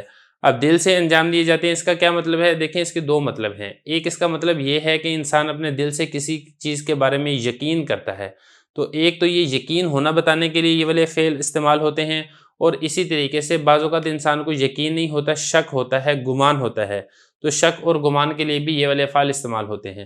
اب یقین کے لیے کون سے افعال استعمال ہوتے ہیں؟ ایک ان میں سے علمتو ہے، دوسرا ان میں سے رأیتو ہے، اور تیسرا ان میں سے وجدتو ہے۔ یہ تین یقین کے لیے استعمال ہوتے ہیں، اور گمان کے لیے یہ ہے ظننتو، حسبتو، خلتو، ان تینوں کا معنی گمان ہے کہ میرا گمان ہے، میں نے خیال کیا، میں نے گمان کیا۔ اور یہ جو زعمتو ہے یہ کبھی یقین کے لیے استعمال ہوتا ہے اور کبھی یہ گمان کے لیے استعمال ہوتا ہے۔ یہ بتایا کہ افعال قلوب یہ والے سارے افعال ہیں، اور یہ افعال ہیں یہ داخل ہوتے ہیں مبتدا خبر پر۔ اگلا مسئلہ حضرت فرما رہے ہیں کہ یہ جو افعال ہیں مبتدا اور خبر پر داخل ہوتے ہیں، اور مبتدا اور خبر دونوں کو اپنا مفعول بنا لیتے ہیں۔ فرما رہے ہیں کہ یہ افعال ہیں داخل ہوتے ہیں مبتدا اور خبر پر، ان دونوں کو نصب دے دیتے ہیں مفعول ہونے کی وجہ سے۔ جیسے کہ پہلے تھا نا زید عالم، زید مبتدا تھا، عالم خبر تھا، لیکن جب شروع میں علمتو آ گیا تو علمتو یہ فعل قلوب ہے، زید اس کا مفعول اول ہے، عالم اس کا مفعول ثانی ہے۔ یہاں سے وعلم سے آگے بتا رہے ہیں کہ ان افعال کی چند خاصیات ہیں۔ اب کون کون سی خاصیات ہیں ایک ایک کر کے حضرت ذکر کریں گے۔ نمبر ایک، منہا، ان کی خاصیات میں سے ایک خاصیت یہ ہے کہ اس کے جو دو مفعول ہیں وہ دونوں مفعول اکٹھے یا تو ذکر ہوں گے یا حذف ہوں گے۔ یہ دونوں مفعولوں میں سے ایک کو ذکر کر دینا اور ایک کو حذف کر دینا یہ جائز نہیں ہے۔ دیکھیں ذرا، فرما رہے ہیں کہ ان کی خاصیات میں سے ایک خاصیت یہ ہے لا تقتصر، کہ اختصار نہیں کیا جائے گا علی احد مفعولیہا، ان کے دو مفعولوں میں سے ایک مفعول پر، بخلاف باب آتیتو کے، باب آتیتو ہے اس کے دو مفعول ہوتے ہیں، ایک مفعول کو ذکر کرنا ایک کو حذف کرنا یہ جائز ہوتا ہے، جیسا کہ میں پہلے پچھلے سبق میں آپ کو تفصیل سے بتا چکا ہوں۔ آپ یہ نہیں کہہ سکتے علمتو زیدن، اب یہ دیکھیں زیدن اس کا ایک مفعول آپ نے ذکر کر دیا اور ایک حذف کر دیا، یہ جائز نہیں ہے، یا تو دونوں ذکر ہوں گے یا دونوں حذف ہوں گے۔ ومنہا، اور اس کی خاصیات میں سے دوسری خاصیت یہ ہے کہ یہ جو افعال قلوب ہیں یہ عامل ضعیف ہیں، اگر تو یہ شروع کے اندر آئیں گے تو تب تو یہ مبتدا اور خبر کو نصب دیں گے مفعول ہونے کی وجہ سے، اگر یہ درمیان میں آ جائیں گے یا آخر میں آ جائیں گے تو پھر یہ افعال ضعیف ہیں، اس لیے یہ اپنے سے پیچھے والے کو عمل نہیں دے سکتے، اس لیے ان کا شروع میں ہونا یہ ضروری ہے۔ یہ فرمایا کہ جائز ہے ان کو لغو قرار دینا، یعنی لفظوں کے اندر بھی عمل باطل ہو جائے گا اور معنی کے اعتبار سے بھی عمل باطل ہو جائے گا۔ کب؟ اذا توسط، جب یہ درمیان میں آ جائیں، جیسے زید ظننتو قائمن، اب یہ دیکھیں ظننتو جو ہے زید قائمن کے درمیان میں آ گیا ہے، اب ظننتو نے نہ تو قائمن کو نصب دیا ہے نہ ہی زید کو نصب دیا ہے، اور اسی طریقے سے ان کو اپنا مفعول بھی نہیں بنایا، زید یہ مبتدا ہے اور قائم اس کی خبر ہے، ظننتو درمیان میں آ گیا ہے۔ یا اسی طریقے سے تاخرت، افعال قلوب اگر مؤخر ہو جائیں یعنی آخر میں آ جائے تب بھی یہ عمل نہیں دیں گے، جیسے کہ زید قائم ظننتو، اب یہ لفظوں کے اندر بھی عمل باطل ہو چکا ہے، معنی کے اعتبار سے بھی عمل باطل ہو چکا ہے، زید قائم نہ تو یہ ظننتو کے مفعول ہیں اور نہ ہی ان کے اوپر نصب آ رہا ہے۔ اگلا مسئلہ ومنہا انہا تعلق اذا وقعت قبل الاستفہامی، اور تیسری اس کی حضرت نے یہ بیان کی ہے کہ یہ معلق ہو جاتے ہیں جب یہ استفہام سے پہلے واقع ہو، نفی سے پہلے واقع ہو، لام ابتدا سے پہلے واقع ہو۔ معلق ہو جانے کا کیا مطلب ہے؟ دیکھیں، معلق ہو جانے کا مطلب یہ ہے کہ لفظوں کے اعتبار سے یہ عمل نہیں کریں گے، لیکن معنی کے اعتبار سے یہ عمل کریں گے، اور اس کے بعد جو مبتدا خبر ہے یہ ان کے مفعول ہی واقع ہوں گے، لیکن لفظوں کے اندر جو مفعول والا اعراب ہے وہ ان کے اوپر جاری نہیں ہوگا۔ یہ فرما رہے نہا تو اللہ کو، یہ معلق ہو جاتے ہیں۔ کب معلق ہوتے ہیں؟ جب یہ واقع ہو استفہام سے پہلے۔ یہ مثال دیکھیں، علمت زید عندک ممرن، میں نے جان لیا کہ تمہارے پاس زید ہے یا عمر ہے۔ اب یہ دیکھیں، زید کے اوپر حمزہ استفہام ہے، اور حمزہ استفہام سے پہلے علمت یہ واقعہ ہو چکا ہے، تو اس نے لفظوں کے اعتبار سے زید کو نصب نہیں دیا۔ اسی طریقے سے لفظوں کے اعتبار سے عمر کو نصب نہیں دیا، لیکن زید ہو یا عمر ہو، معنی کے اعتبار سے یہ علمت کے مفعول ہی واقع ہو رہے ہیں۔ یا اسی طریقے سے نفی سے پہلے واقع ہو جائیں۔ اب اس میں مسئلہ یہ ہے نا کہ اس میں لفظوں کے اعتبار سے عمل اس لیے نہیں دیا جا سکتا کیونکہ جو حمزہ استفہام ہے یہ صدارت کلام چاہتا ہے۔ اگر یہ لفظوں کے اعتبار سے بھی افعال قلوب عمل کریں گے تو حمزہ استفہام کی صدارت یہ باطل ہو جائے گی، تو اس کی صدارت کو باقی رکھنے کے لیے ہم نے یہ کہا کہ معنی کے اعتبار سے تو عمل کریں گے لیکن لفظوں کے اعتبار سے عمل نہیں کریں گے۔ نفی میں بھی ایسے ہی ہے، نفی سے پہلے اگر آ جائے جیسے علمت مازید فی الدار۔ اب یہاں پر دیکھیں ذرا، یہ جو زید ہے افعال قلوب کا یہ مفعول ہے، اور اس سے پہلے میم الف ما نفی ہے، اور میم الف ما نفی سے پہلے علمت فعل آ گیا ہے، تو معنی کے اعتبار سے تو زید کو اپنا مفعول بنائے گا، لیکن لفظوں کے اعتبار سے یہ زید پر عمل نہیں کرے گا، اس لیے کہ اگر لفظوں کے اعتبار سے زید کو نصب دیتا ہے تو میم الف ما کی صدارت یہ باطل ہو جاتی ہے، جو کہ درست اور جائز نہیں ہے۔ اور اسی طریقے سے اگر لام ابتدا سے پہلے اگر آ جاتا ہے تب بھی عمل نہیں کرے گا لفظوں میں، لیکن معنی کے اعتبار سے عمل کرے گا، جیسے علمت لزید منطلق۔ اب یہ جو لام ہے یہ لام ابتدا ہے جو کہ زید پر ہے، اور لام ابتدا سے پہلے علمت فعل قلوب آ چکا ہے، تو یہاں پر بھی وہی بات ہے کہ لفظوں کے اعتبار سے اگر عمل کرتا ہے تو لام ابتدا کی ابتدائیت یہ باطل ہو جاتی ہے، صدارت باطل ہو جاتی ہے، جو کہ درست نہیں ہے، لیکن معنی کے اعتبار سے اگر دیکھا جائے تو زید یہ علمت کا ہی مفعول واقع ہو رہا ہے۔ وَمِنْهَا أَنَّهَا يَجُوزُ، اگلا مسئلہ نمبر 4، اور اس کی خاصیات میں سے ایک خاصیت یہ بھی ہے کہ فاعل اور مفعول یہ دو ضمیریں ایک ہی مرجع کی طرف لوٹتی ہوں تو یہ جائز ہے۔ یہ صرف افعال قلوب کے اندر جائز ہے، افعال قلوب کے علاوہ دیگر جو عام افعال ہیں ان کے اندر یہ والی چیز جائز نہیں ہوتی، بشرطے کہ آپ نفس یا کسی اور اس طریقے کے لفظ کا فاصلہ نہ لے آئیں۔ دیکھیں ذرا، یہ فرما رہے ہیں کہ جائز ہے کہ فاعل اور مفعول دو ضمیریں ہوں، شے واحد کی طرف لوٹتی ہوں۔ مثال کے طور پہ علمتنی منطلقاً، اب یہ دیکھیں علمتو میں تو ضمیر ہے اور نون وقایہ کی اور یا ضمیر یہ مفعول کی ہے، اور یہ جو دونوں ضمیریں ہیں یہ متکلم کی طرف لوٹ رہی ہیں، دو ضمیریں ہیں، مرجع اس کا واحد ہے متکلم، اور یہ جائز ہے صرف افعال قلوب میں کیونکہ علمتو یہ افعال قلوب ہے۔ یہ اسی طریقے سے دوسری مثال ظننتا کا فاضلاً، ایسا میں نے اس کو ظننتو کا پڑھ دیا تھا، یہ غلط ہے، اس کی ذرا تصحیح کر لیں، یہ ظننتا کا ہے۔ اب یہاں پر اگر آپ دیکھیں گے ظننتا میں تا ضمیر ہے، یہ فاعل کی ضمیر ہے، اور کاف ضمیر ہے، یہ مفعول کی ضمیر ہے۔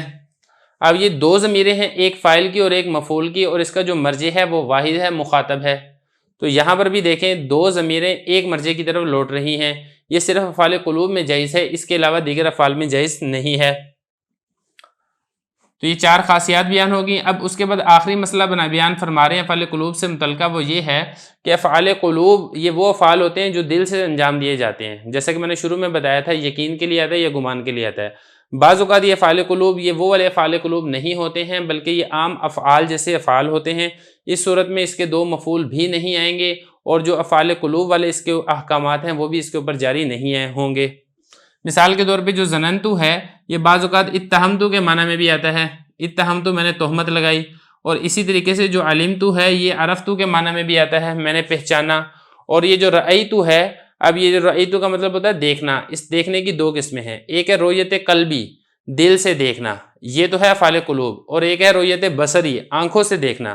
اگر رأیتو ابصرتو کے معنی میں ہوگا یعنی میں نے آنکھوں سے دیکھا، اس وقت یہ افعال قلوب میں سے بھی نہیں ہوگا اور یہ دو مفعولوں کا تقاضا بھی نہیں کرے گا۔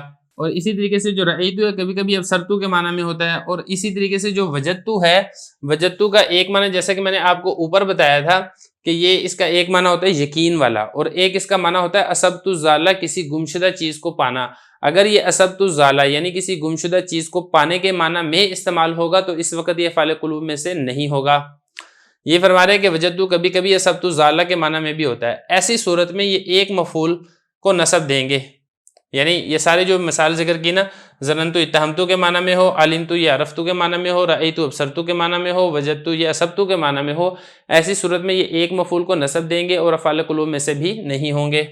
یہ فرمایا فتنصب مفعولا واحدا فقط فلا تکون حینئذ من افعال القلوب، اس وقت یہ افعال قلوب میں سے نہیں ہوں گے۔ تو یہاں تک ہمارا الحمدللہ افعال قلوب مکمل ہو گیا ہے۔ بسم اللہ الرحمن الرحیم۔ ہدایت النحو کا 9واں باب ہے القسم الثانی فی الفعل، سبق نمبر 16 میں خوش آمدید۔ آج کے اس سبق کے اندر ہم افعال ناقصہ سے متعلقہ کچھ احکام پڑھیں گے۔ عبارت دیکھ لیں۔ الافعال الناقصۃ ہی افعال وضعت لتقریر الفاعل علی صفۃ غیر صفۃ مصدریہ وہی کان وصار وظل وبات الی آخرہ، تدخل علی الجملۃ الاسمیۃ لافادۃ نسبتها حکم معناها فترفع الاول وتنصب الثانی فتقول کان زید قائما وکان علی ثلاثۃ اقسام ناقصۃ وہی تدل علی ثبوت خبرها لفاعلها فی الماضی اما دائما نحو کان اللہ علیما حکیما او منقطعا نحو کان زید شابا وتامتا بمعنى ثبت وحصل نحو کان القتال حصل القتال وزائدۃ لا یتغیر باسقاطها معنى الجملة كقول الشاعر جیاد ابن ابی بکر تسامى على کان المسومۃ العرابی ای علی المسومۃ۔ ترجمہ دیکھ لیں۔ افعال ناقصہ وہ افعال ہیں جن کو وضع کیا گیا ہے تاکہ وہ فاعل کے لیے ثابت کریں ایسی صفت جو کہ اس کے مصدر کی صفت سے ہٹ کر ہے، اور یہ کانا سارا ذلہ باتا آخر تک ہیں، داخل ہوتے ہیں جملہ اسمیہ پر تاکہ جملہ اسمیہ کی نسبت کو فائدہ پہنچائیں اپنے معنی کے حکم کا۔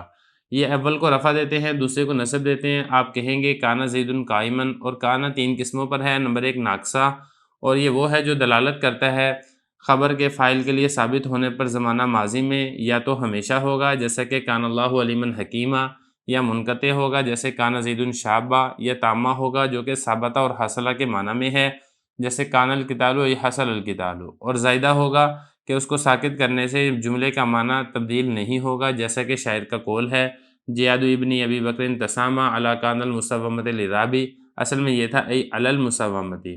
عبارت اور ترجمہ ہو چکا ہے، اب چلتے ہیں اس کی تشریح کی طرف۔ تو دیکھیں یہاں سے افعال ناقصہ کو بیان کیا جا رہا ہے۔ افعال ناقصہ سے متعلقہ ایک بحث تو وہ ہے جو آپ کتاب کے شروع میں پڑھ چکے ہیں۔ یہاں سے افعال ناقصہ کے کچھ دیگر احکامات ہیں جو کہ ذکر کیے جائیں گے۔ کچھ احکام ہم آج کے سبق میں پڑھیں گے، کچھ احکام ہم انشاءاللہ اگلے سبق کے اندر پڑھیں گے۔ تو سب سے پہلے بات تو حضرت نے یہ کی ہے کہ افعال ناقصہ یہ وہ فعل ہوتے ہیں وضعیت جن کو وضع کیا جاتا ہے تاکہ وہ فاعل کے لیے تقریر پکا کریں، ثابت کریں علی صفت، ایسی صفت کو جو کہ اس کے مصدر کی صفت سے ہٹ کر ہو۔ دیکھیں ذرا، یہ ہے نا کانا زید قائمہ، اب یہ زید ترکیب کے اعتبار سے کانا کا اسم ہے، قائمن یہ ترکیب کے اعتبار سے کانا کی خبر ہے، لیکن اگر معنی کے اعتبار سے دیکھا جائے تو یہ جو زید ہے یہ کانا کا فاعل ہے۔ اب عام طور پر جو فعل کے اندر ہوتا ہے، فعل اپنے فاعل کے لیے اپنا معنی مصدری کو ثابت کرتا ہے۔ میں اس کی بھی مثال دیکھ لیتا ہوں یہاں پہ، جیسا کہ ضربہ زید۔ اب یہ دیکھیں یہ زید ہے، یہ ضربہ فعل ہے اور زید اس کا فاعل ہے، تو یہ جو ضربہ فعل ہے اپنے فاعل کے لیے جو اس کا معنی مصدری ہے یعنی کہ ضرب مارنا، یہ اس کا اس بات کرتا ہے۔ یہ اسی طریقے سے ناصرہ زید ہے، تو ناصرہ فعل اپنے فاعل زید کے لیے نصرت یعنی مدد اس کا اس بات کرتا ہے، لیکن یہ جو افعال ناقصہ ہے یہ اپنے فاعل کے لیے ایک ایسی صفت کا اس بات کرتے ہیں جو اس کا اپنا معنی مصدری سے ہٹ کر ہوتی ہے۔ اب یہ جو کانا ہے نا، اس کا اپنا معنی مصدری ہے کینونا۔ کینونا کا مطلب ہوتا ہے ہونا، لیکن یہ جو کانا ہے یہ اپنے فاعل زید کے لیے اس کینونا صفت سے ہٹ کر بھی ایک اور صفت کا اس بات کر رہا ہے۔ وہ صفت کون سی ہے؟ وہ صفت یہ قائمن ہے، کہ یہ جو کانا ہے یہ زید کے لیے صفت قیام کو ثابت کر رہا ہے۔ یہ ایسی صفت قیام ہے جو ان افعال کی جو اپنا معنی مصدری ہے یا معنی حدثی ہے اس سے ہٹ کر ہے۔ دیکھیں ذرا، یہ فرما رہے ہیں کہ یہ ایسے افعال ہیں جن کو وضع کیا جاتا ہے تاکہ وہ فاعل کے لیے ثابت کریں علی صفت، کو ایسی صفت کو ثابت کرتے ہیں غیر صفت مصدری ہے جو کہ اس افعال کی مصدر کی صفت سے ہٹ کر ہے، جو ان افعال کے جو مصدر ہے، مصدری معنی ہے جس کو معنی حدثی کہتے ہیں، اس سے ہٹ کر بھی کوئی الگ سے صفت ثابت کرتا ہے، جیسا کہ کانا زید میں اس کا جو معنی مصدری ہے وہ ہے کینونا یعنی کہ ہونا، اور یہ زید کے لیے اس کینونا سے ہٹ کر بھی صفت قیام کا اس بات کر رہا ہے۔ اب افعال ناقصہ کون کون سے واقع بتا رہے ہیں؟ کانا سارا ذلہ باتا آخر تک۔ بہرحال ان کے آگے تفصیل بھی آئے گی، ہر فعل کے متعلق آگے حضرت تفصیل کے ساتھ بات کریں گے، وہ انشاءاللہ جب بات ہوگی تو ہم وہاں پر اس کا ذکر کر دیں گے۔ آگے ان کا عمل بتا رہے ہیں، تدخل الجملۃ الاسمیہ، یہ جملہ اسمیہ کے اوپر داخل ہوتے ہیں۔ جیسے یہ تھا نا زید، اب یہ اصل میں جملہ اسمیہ تھا، زید قائم، اس طریقے سے تو یہ جملہ اسمیہ پر داخل ہوتے ہیں اور جملہ اسمیہ میں جو نسبت ہوتی ہے اس کو اپنے معنی کا فائدہ پہنچاتے ہیں۔ اب اس میں جملہ اسمیہ میں نسبت کیا ہوتی ہے اس کو سمجھ لیں، معنی کا فائدہ پہنچاتے ہیں، اس کا مطلب سمجھ لیں۔ دیکھیں جملہ اسمیہ کے اندر ایک نسبت پائی جاتی ہے، ایک مسند الیہ ہوتا ہے اور دوسرا مسند ہوتا ہے۔ اب یہ جو زید ہے، یہ جو قائم کی نسبت کی جا رہی ہے زید کی طرف، تو زید مسند الیہ ہے اور قائم یہ مسند ہے، تو زید کے لیے صفت قیام کا اثبات کیا جا رہا ہے۔ تو دیکھیں یہ تو اس کے اندر نسبت ہے جملہ اسمیہ کے اندر، لیکن جب اس کے شروع میں کانا لگ جائے گا تو یہ جو ان دونوں کے درمیان نسبت تھی، ان دونوں کے درمیان نسبت کو یہ اپنا جو اس کا معنی تھا اس کا فائدہ پہنچا دے گا۔ اب دیکھیں کانا کا جو معنی تھا نا کینونا یعنی کہ ہونا، یہ جب کانا داخل ہوا ہے اس نے زید قائمن کو کانا یعنی ہونے والا معنی کا فائدہ پہنچا دیا ہے۔ اب زید قائمن کا مطلب یہ نہیں ہے کہ زید کھڑا ہے، بلکہ اب اس کا مطلب یہ ہے کہ زید کھڑا ہو گیا تھا، یہ زید کھڑا تھا، تو یہ جو تھا نا ہونا ہو گیا، تو یہ والا جو معنی ہے یہ کانا نے داخل ہو کر جملہ اسمیہ کو اس معنی کا فائدہ پہنچایا ہے۔ دیکھیں یہ حضرت فرما رہے ہیں لِإِفَادَةِ نِسْبَتِهَا، تاکہ فائدہ پہنچاتا ہے اس کی نسبت کو۔ یہ جو ہا ضمیر ہے یہ لوٹ رہی ہے جملہ اسمیہ کی طرف، جملہ اسمیہ کے اندر نسبت ہوتی ہے، ایک تعلق ہوتا ہے خبر کا مبتدا کے ساتھ، یا اسی طریقے سے حکم معناہا، اپنے معنی کے حکم کا۔ یہ جو ہا ضمیر ہے یہ ہا ضمیر لوٹ رہی ہے افعال ناقصہ کی طرف، افعال ناقصہ کا جو معنی ہے اس کے حکم کا یہ فائدہ پہنچاتی ہے جملہ اسمیہ کی نسبت کو، جیسا کہ میں نے آپ کو بتا دیا ہے یہ کینونا کا فائدہ پہنچا رہی ہے زید قائمن کو۔ آگے چلیں فترفع الاول وتنصب الثانی، اگلے اس کا عمل یہ ہے کہ یہ پہلے کو رفع دیتے ہیں دوسرے کو نصب دیتے ہیں۔ جیسے یہ ہے کانا زید قائمن، یہ پہلے تو زید قائمن دونوں کے اوپر رفع تھا، جب کانا داخل ہوا تو کانا نے آگے زید کو رفع دیا ہے اور قائمن کو نصب دیا ہے۔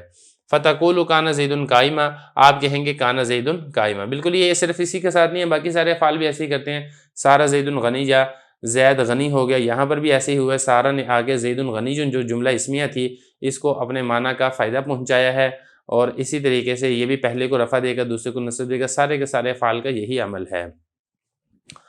وکان علی ثلاثۃ اقسام، یہاں سے اب جو افعال ناقصہ ہیں جیسا کہ آپ کو معلوم ہے کہ 17 افعال ہیں، ان میں سے ایک ایک افعال کے بارے میں حضرت تفصیل سے بتائیں گے کون سا فعل کس مقصد کے لیے استعمال ہوتا ہے۔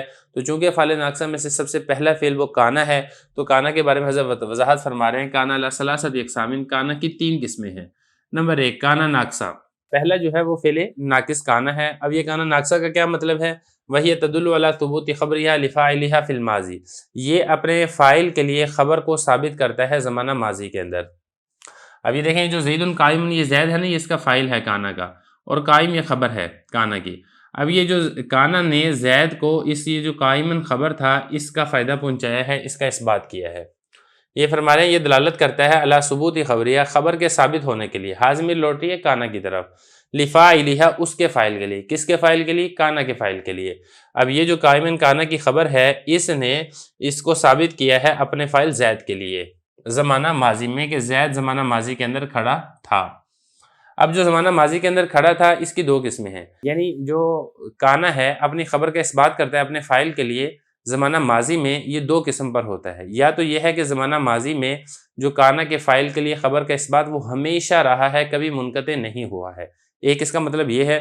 دوسرا اس میں یہ ہوتا ہے کہ جو فاعل کے لیے خبر کا اثبات ہوتا ہے وہ کچھ عرصے کے لیے ہوتا ہے، بعد میں وہ منقطع ہو جاتا ہے۔ حضرت نے دونوں کی ایک ایک مثال دی ہے، جیسا کہ مثال ہے پہلے کی کان اللہ علیم حکیمہ، اللہ تعالیٰ علم و حکمت والا ہے۔ اب یہ دیکھیں لفظ اللہ یہ کانا کا فاعل ہے، اور علم اور حکمت علیم اور حکیمن یہ کانا کی خبر ہے۔ تو کانا نے آ کر اپنے فاعل لفظ اللہ کو علیم اور حکمت یہ والی جو خبر ہے اس کا فائدہ پہنچایا ہے زمانہ ماضی کے اندر، اور یہ دائمی ہے کہ اللہ تعالیٰ زمانہ ماضی میں ہمیشہ سے تھا، علم والا تھا، حکمت والا تھا، اور کبھی بھی اس فاعل کے لیے یہ والی جو خبر ہے علم و حکمت والی کبھی بھی منقطع نہیں ہوئی ہے۔ یا اسی طریقے سے منقطع ہوگا، یعنی ماضی کے اندر جو فاعل کے لیے خبر کا ثبوت تھا وہ کچھ عرصے کے لیے تھا، بعد میں منقطع ہو گیا، ختم ہو گیا، جیسے کہ کانا زید شابا، زید جوان تھا۔ اب یہ زید کانا کا فاعل ہے، اس کے لیے شابن جو خبر ہے وہ فاعل کے لیے ثابت کی گئی ہے، لیکن یہ کچھ عرصے کے لیے تھا، بعد میں اس کی جوانی ختم ہو گئی ہے، اب وہ بڑھاپے میں داخل ہو چکا ہے۔ یہ تو ہو گیا کانا کا پہلا معنی کانا ناقصہ۔ نمبر 2 کانا تامہ، کانا جو تامہ ہوتا ہے یہ ثابتہ اور حاصلہ کے معنی میں ہوتا ہے، اس وقت یہ افعال ناقصہ ہوتا ہی نہیں ہے۔ دیکھیں جب یہ فعل ناقص ہوگا تو یہ جملہ اسمیہ پر داخل ہوگا، ایک کو اپنا اسم بنائے گا، دوسرے کو اپنی خبر بنائے گا، لیکن کبھی کبھی یہ فعل ناقص استعمال نہیں ہوتا ہے بلکہ فعل تام کے معنی میں استعمال ہوتا ہے۔ جب ایسے معنی میں استعمال ہو تو پھر یہ فعل ناقص نہیں ہوگا اور یہ اپنے اسم و خبر کا تقاضا بھی نہیں کرے گا، بلکہ اس کے بعد ایک اسم ہوگا جو کہ اس کا فاعل بنے گا۔ دیکھیں ذرا، جو کانا تامہ ہے وہ ثابتہ اور حاصلہ کے معنی میں ہوتا ہے، جیسے کان القتال ای حصل القتال، قتال ہو گیا یعنی قتال شروع ہو چکا ہے۔ اب یہاں پہ دیکھیں جو کانا ہے یہ فعل ناقص نہیں ہے، فعل تام حاصلہ کے معنی میں ہے اور القتال اس کا فاعل ہے اور فعل اپنے فاعل سے مل کر جملہ فعلیہ خبریہ مکمل ہو چکا ہے۔ دو ہو گیا۔ نمبر 3، تیسرا جو کانا کا معنی ہے وہ ہوتا ہے زائدہ۔ جو کانا زائدہ ہوتا ہے لا یتغیر باسقاطها معنی الجملتی، جب زائدہ ہے تو زائدہ کو اگر حذف کر بھی دیا جائے تو جملے کا جو معنی ہے وہ تبدیل نہیں ہوتا ہے، لیکن زائدہ ہونے کا یہ مطلب نہیں ہے کہ بالکل بیکار ہے۔ زائدہ ہونے کا مطلب یہ ہے کہ اگر اس کو گرا دیا جائے تو جملے کا معنی برقرار رہتا ہے، لیکن اس کے ذکر کرنے کا فائدہ یہ ہوتا ہے کہ کلام کے اندر خوبصورتی اور حسن پیدا ہو جاتا ہے۔ وزائدۃ لا یتغیر باسقاطها معنی الجملہ، اور کانا زائدہ ہوتا ہے کہ جس کو ساکت کرنے کی وجہ سے جملے کا معنی متغیر نہیں ہوتا، تبدیل نہیں ہوتا ہے، جیسے کہ آگے حضرت ایک شعر بتائیں گے جس کے اندر کانا زائدہ کے طور پہ استعمال ہو رہا ہے۔ اگر آپ اس کو کلام سے حذف کر بھی دیتے ہیں تو کلام کا معنی وہ بالکل برقرار رہتا ہے، تبدیل نہیں ہوتا ہے۔ وہ الگ بات ہے کہ اس کی خوبصورتی ختم ہو جاتی ہے۔ یہ دیکھ لیں، زیاد ابن ابی بکر تسامى علی کان المصومۃ العرابی۔ اب یہاں پہ دیکھیں یہ جو کانا ہے یہ اس کا محل استشہاد ہے، یہ کانا زائدہ ہے۔ کانا زائدہ اس لیے ہے کیونکہ علی حرف جر یہ فعل ناقص کے اوپر نہیں آتا، علی حرف جر جتنے بھی ہیں وہ اسم کے اوپر داخل ہوتے ہیں، فعل کے اوپر داخل نہیں ہوتے۔ فعل پر داخل ہو تو اس کو تعویل کر کے اسم بنایا جاتا ہے۔ تو یہ یہاں پر کانا زائدہ ہے، اگر آپ اس کو مٹا بھی دیتے ہیں، نکال بھی دیتے ہیں اور آپ اس کو ایسے پڑھتے ہیں علی المصومۃ العرابی تو جملے کا معنی تبدیل نہیں ہوتا، جملے کا معنی برقرار رہتا ہے۔ اب یہ جو شعر ہے اس کا معنی سمجھ لیں، پھر انشاءاللہ اس کی ترکیب کریں گے جس کے ساتھ ہی ہمارا یہ سبق مکمل ہو جائے گا۔ سب سے پہلا لفظ ہے جیاد۔ جیاد یہ جمع ہے جید کی، جید کہتے ہیں عمدہ کو، مطلب یہ ہے عمدہ گھوڑے۔ ابنی میرے بیٹے، ابو بکر کے عمدہ گھوڑے۔ تسامہ یہ اصل میں تھا تتسامہ، اس طریقے سے یہ تا مضارعت والے قانون کے تحت تا حذف ہو گئی ہے اور تتسا مایو سے جو کالا والا قاعدہ لگا تو یہ ہو گیا تسامہ۔ اس کا مطلب ہوتا ہے آگے بڑھ جانا۔ اب مطلب یہ بنے گا کہ میرے بیٹے ابو بکر کے گھوڑے تسامہ وہ آگے بڑھ جاتے ہیں۔ کس سے آگے بڑھ جاتے ہیں اس کا ذکر آگے ہے۔ علی المصومۃ العرابی، مصومہ نشان لگائے ہوئے۔ تو عرب کے اندر ایک ترتیب ہوتی تھی کہ جو اچھے اور عمدہ نسلی گھوڑے ہوتے تھے ان کے اوپر نشان لگا دیے جاتے تھے، اور عراب اس کا مطلب ہے عربی گھوڑے۔ ایک اجمی گھوڑے ہوتے تھے جو مخلوط گھوڑے ہوتے تھے، جو اصل نسلی گھوڑے نہیں ہوتے تھے، جو تیز نہیں بھاگ سکتے تھے، اور ایک خالص عربی گھوڑے ہوتے تھے جو کہ بھاگنے کے اندر بہت زیادہ تیز ہوتے تھے، اور پھر ان میں سے بھی جو زیادہ اچھے گھوڑے ہوتے تھے ان کے اوپر نشان لگا دیا جاتا تھا، تو ان کو کہا جاتا تھا مصومہ، عربی مصومہ گھوڑے۔ تو شاعر اپنے بیٹے کی تعریف کر رہا ہے کہ جو میرے بیٹے ابو بکر کے گھوڑے ہیں وہ عربی نشان لگے ہوئے عمدہ گھوڑوں سے بھی آگے بڑھ جاتے ہیں، دوڑ میں ان سے جیت جاتے ہیں۔ تو یہ فرمایا مصومۃ العراب، نشان لگے ہوئے عربی گھوڑوں پر بھی وہ آگے بڑھ جاتے ہیں۔ تو یہاں پر یہ جو کانا ہے یہ زائدہ ہے، اگر آپ اس کو حذف بھی کر دیں تب بھی کلام کے اندر کسی قسم کی کوئی تبدیلی نہیں ہوگی۔ تو یہاں تک یہ معنی ہو گیا، مطلب ہو گیا۔ اب اس میں ایک چیز رہتی ہے وہ ہے شعر کی ترکیب، وہ بھی آپ دیکھ لیں۔ جیاد یہ مضاف ہے اور یہ ابنی ابی بکرین یہ مضاف الیہ ہے۔ مضاف الیہ سے مل کر مبتدا بنے گا، میں آپ کو شارٹ انداز میں بتا رہا ہوں، باقی میں تفصیل کروں گا۔ اور یہ جو ہے نا تسامہ علی کان المصومۃ العرابی یہ بنے گی اس مبتدا کی خبر، مبتدا اپنی خبر سے مل کر جملہ اسمیہ خبریہ ہوگا۔ اب آگے چلیں، ابنی یہ مضاف الیہ سے مل کر مبدل منہو ہے، اور ابی بکرین یہ مضاف الیہ سے مل کر بدل ہے، کیونکہ مبدل منہو اور بدل دونوں کا مصداق ایک ہے۔ مبدل منہو اپنے بدل سے مل کر یہ جیاد مضاف کے لیے مضاف الیہ ہے، مضاف الیہ سے مل کر مبتدا، اور یہ تسامہ یہ فعل ہے، اس میں ہیہ ضمیر فاعل ہے جو کہ لوٹ رہی ہے اس جیاد کی طرف۔ علی حرف جر ہے، کانا یہ زائد ہے، مصومہ یہ موصوف ہے، العراب یہ اس کی صفت ہے۔ موصوف صفت سے مل کر جار کا مجرور ہے، جار مجرور مل کر اسی تسامہ فعل کے متعلق ہے۔ تسامہ فعل اپنے فاعل اور متعلق سے مل کر جملہ فعلیہ خبریہ ہو کر پیچھے جو ہم نے سارا مبتدا بنایا تھا اس مبتدا کی خبر بنے گی، مبتدا اپنی خبر سے مل کر جملہ اسمیہ خبریہ ہوگا۔ تو یہاں تک کانا سے متعلقہ ہم نے بحث پڑھ لی ہے، باقی جو دیگر افعال ناقصہ ہیں وہ ہم انشاءاللہ اگلے سبق کے اندر پڑھتے ہیں۔ بسم اللہ الرحمن الرحیم۔ ہدایت النحو کا 9واں باب ہے القسم الثانی فی الفعل، سبق نمبر 17 میں خوش آمدید۔ آج کے سبق کے اندر ہم افعال ناقصہ کے کچھ دیگر احکامات کے بارے میں پڑھیں گے۔ عبارت دیکھ لیں، وسارہ للانتقال نحو سارہ زید غنیجا واصبح وامسى واضحى تدل على اقتران مضمون الجملة بتلك الاوقات نحو اصبح زید ذاکرا كان ذاکرا في وقت الصبح وبمعنى سارہ نحو اصبح زید غنیجا وتامة بمعنى دخل في الصباح والضحى والمساء وظل وبات يدلان على اقتران مضمون الجملة بوقتيهما نحو ظل زید كاتبا وبمعنى سارہ وما زال وما فتح وما بریحا ومن فکا تدل علی استمرار ثبوت خبریحا لفاعلیحا مذقبلہ نحو ما زال زید امیرا ویلزمها حرف النفی وما دام یدل علی توقیت امر بمدت ثبوت خبریحا لفاعلیحا نحو اقوم ما دام الامیر جالسا ولیس یدل علی نفی معنی الجملة حالا وقیل مطلقا وقد عرفت بقیت احکامها فی القسم الاول فلا نعیدها۔ عبارت ہو گئی ہے، اب اس کا ترجمہ دیکھ لیں۔ سارہ یہ انتقال کے لیے آتا ہے، جیسا کہ سارہ زید غنی اور اصبح امسا اضحیٰ دلالت کرتے ہیں مضمون جملہ کے ملے ہوئے ہونے پر ان اوقات کے ساتھ، جیسے کہ اصبح سعید ذاکر کا مطلب ہے کہ وہ ذکر کرنے والا ہے صبح کے وقت، اور یہ سارہ کے معنی میں بھی ہوتے ہیں جیسے کہ اصبح زید غنیجن، اور یہ تامہ بھی ہوتے ہیں یعنی داخل ہونا صبح میں اور چاشت میں اور شام میں، اور ذلہ اور بعدہ دلالت کرتے ہیں مضمون جملہ کے ملے ہوئے ہونے پر ان کے اوقات کے ساتھ، جیسا کہ ذلہ زید کاتباً، اور اسی طریقے سے سارہ کے معنی میں بھی ہوتے ہیں جیسا کہ اور ما زالہ ما فتح ما بریحا منفقہ دلالت کرتے ہیں خبر کے اپنے فائل کے لیے ثابت ہونے کے ہمیشگی پر جب سے اس فائل نے خبر کو قبول کیا ہے، جیسا کہ ما زال زید امیراً، اور ان کو لازم ہوتا ہے حرف نفی، اور مادامہ دلالت کرتا ہے کسی کام کے وقت بتانے پر اتنی مدت تک جتنی مدت کے لیے فائل کے لیے خبر کو ثابت کیا جا رہا ہے، جیسا کہ اقوم مادام الامیر جالساً، اور لیسا دلالت کرتا ہے مضمون جملے کے معنی کی نفی پر فی الحال، اور ایک قول یہ بھی کہا گیا کہ مطلقاً دلالت کرتا ہے مطلقاً نفی پر، اور آپ ان کے باقی احکام کو پہلی قسم کے اندر پہچان چکے ہیں، فلا نعیدھا، ہم اس کو دہرائیں گے نہیں۔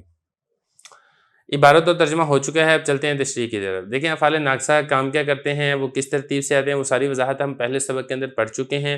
پھر اس میں جو پہلا فعل تھا فعل ناقص کانا، اس کے بارے میں ساری وضاحت گزر چکی ہے۔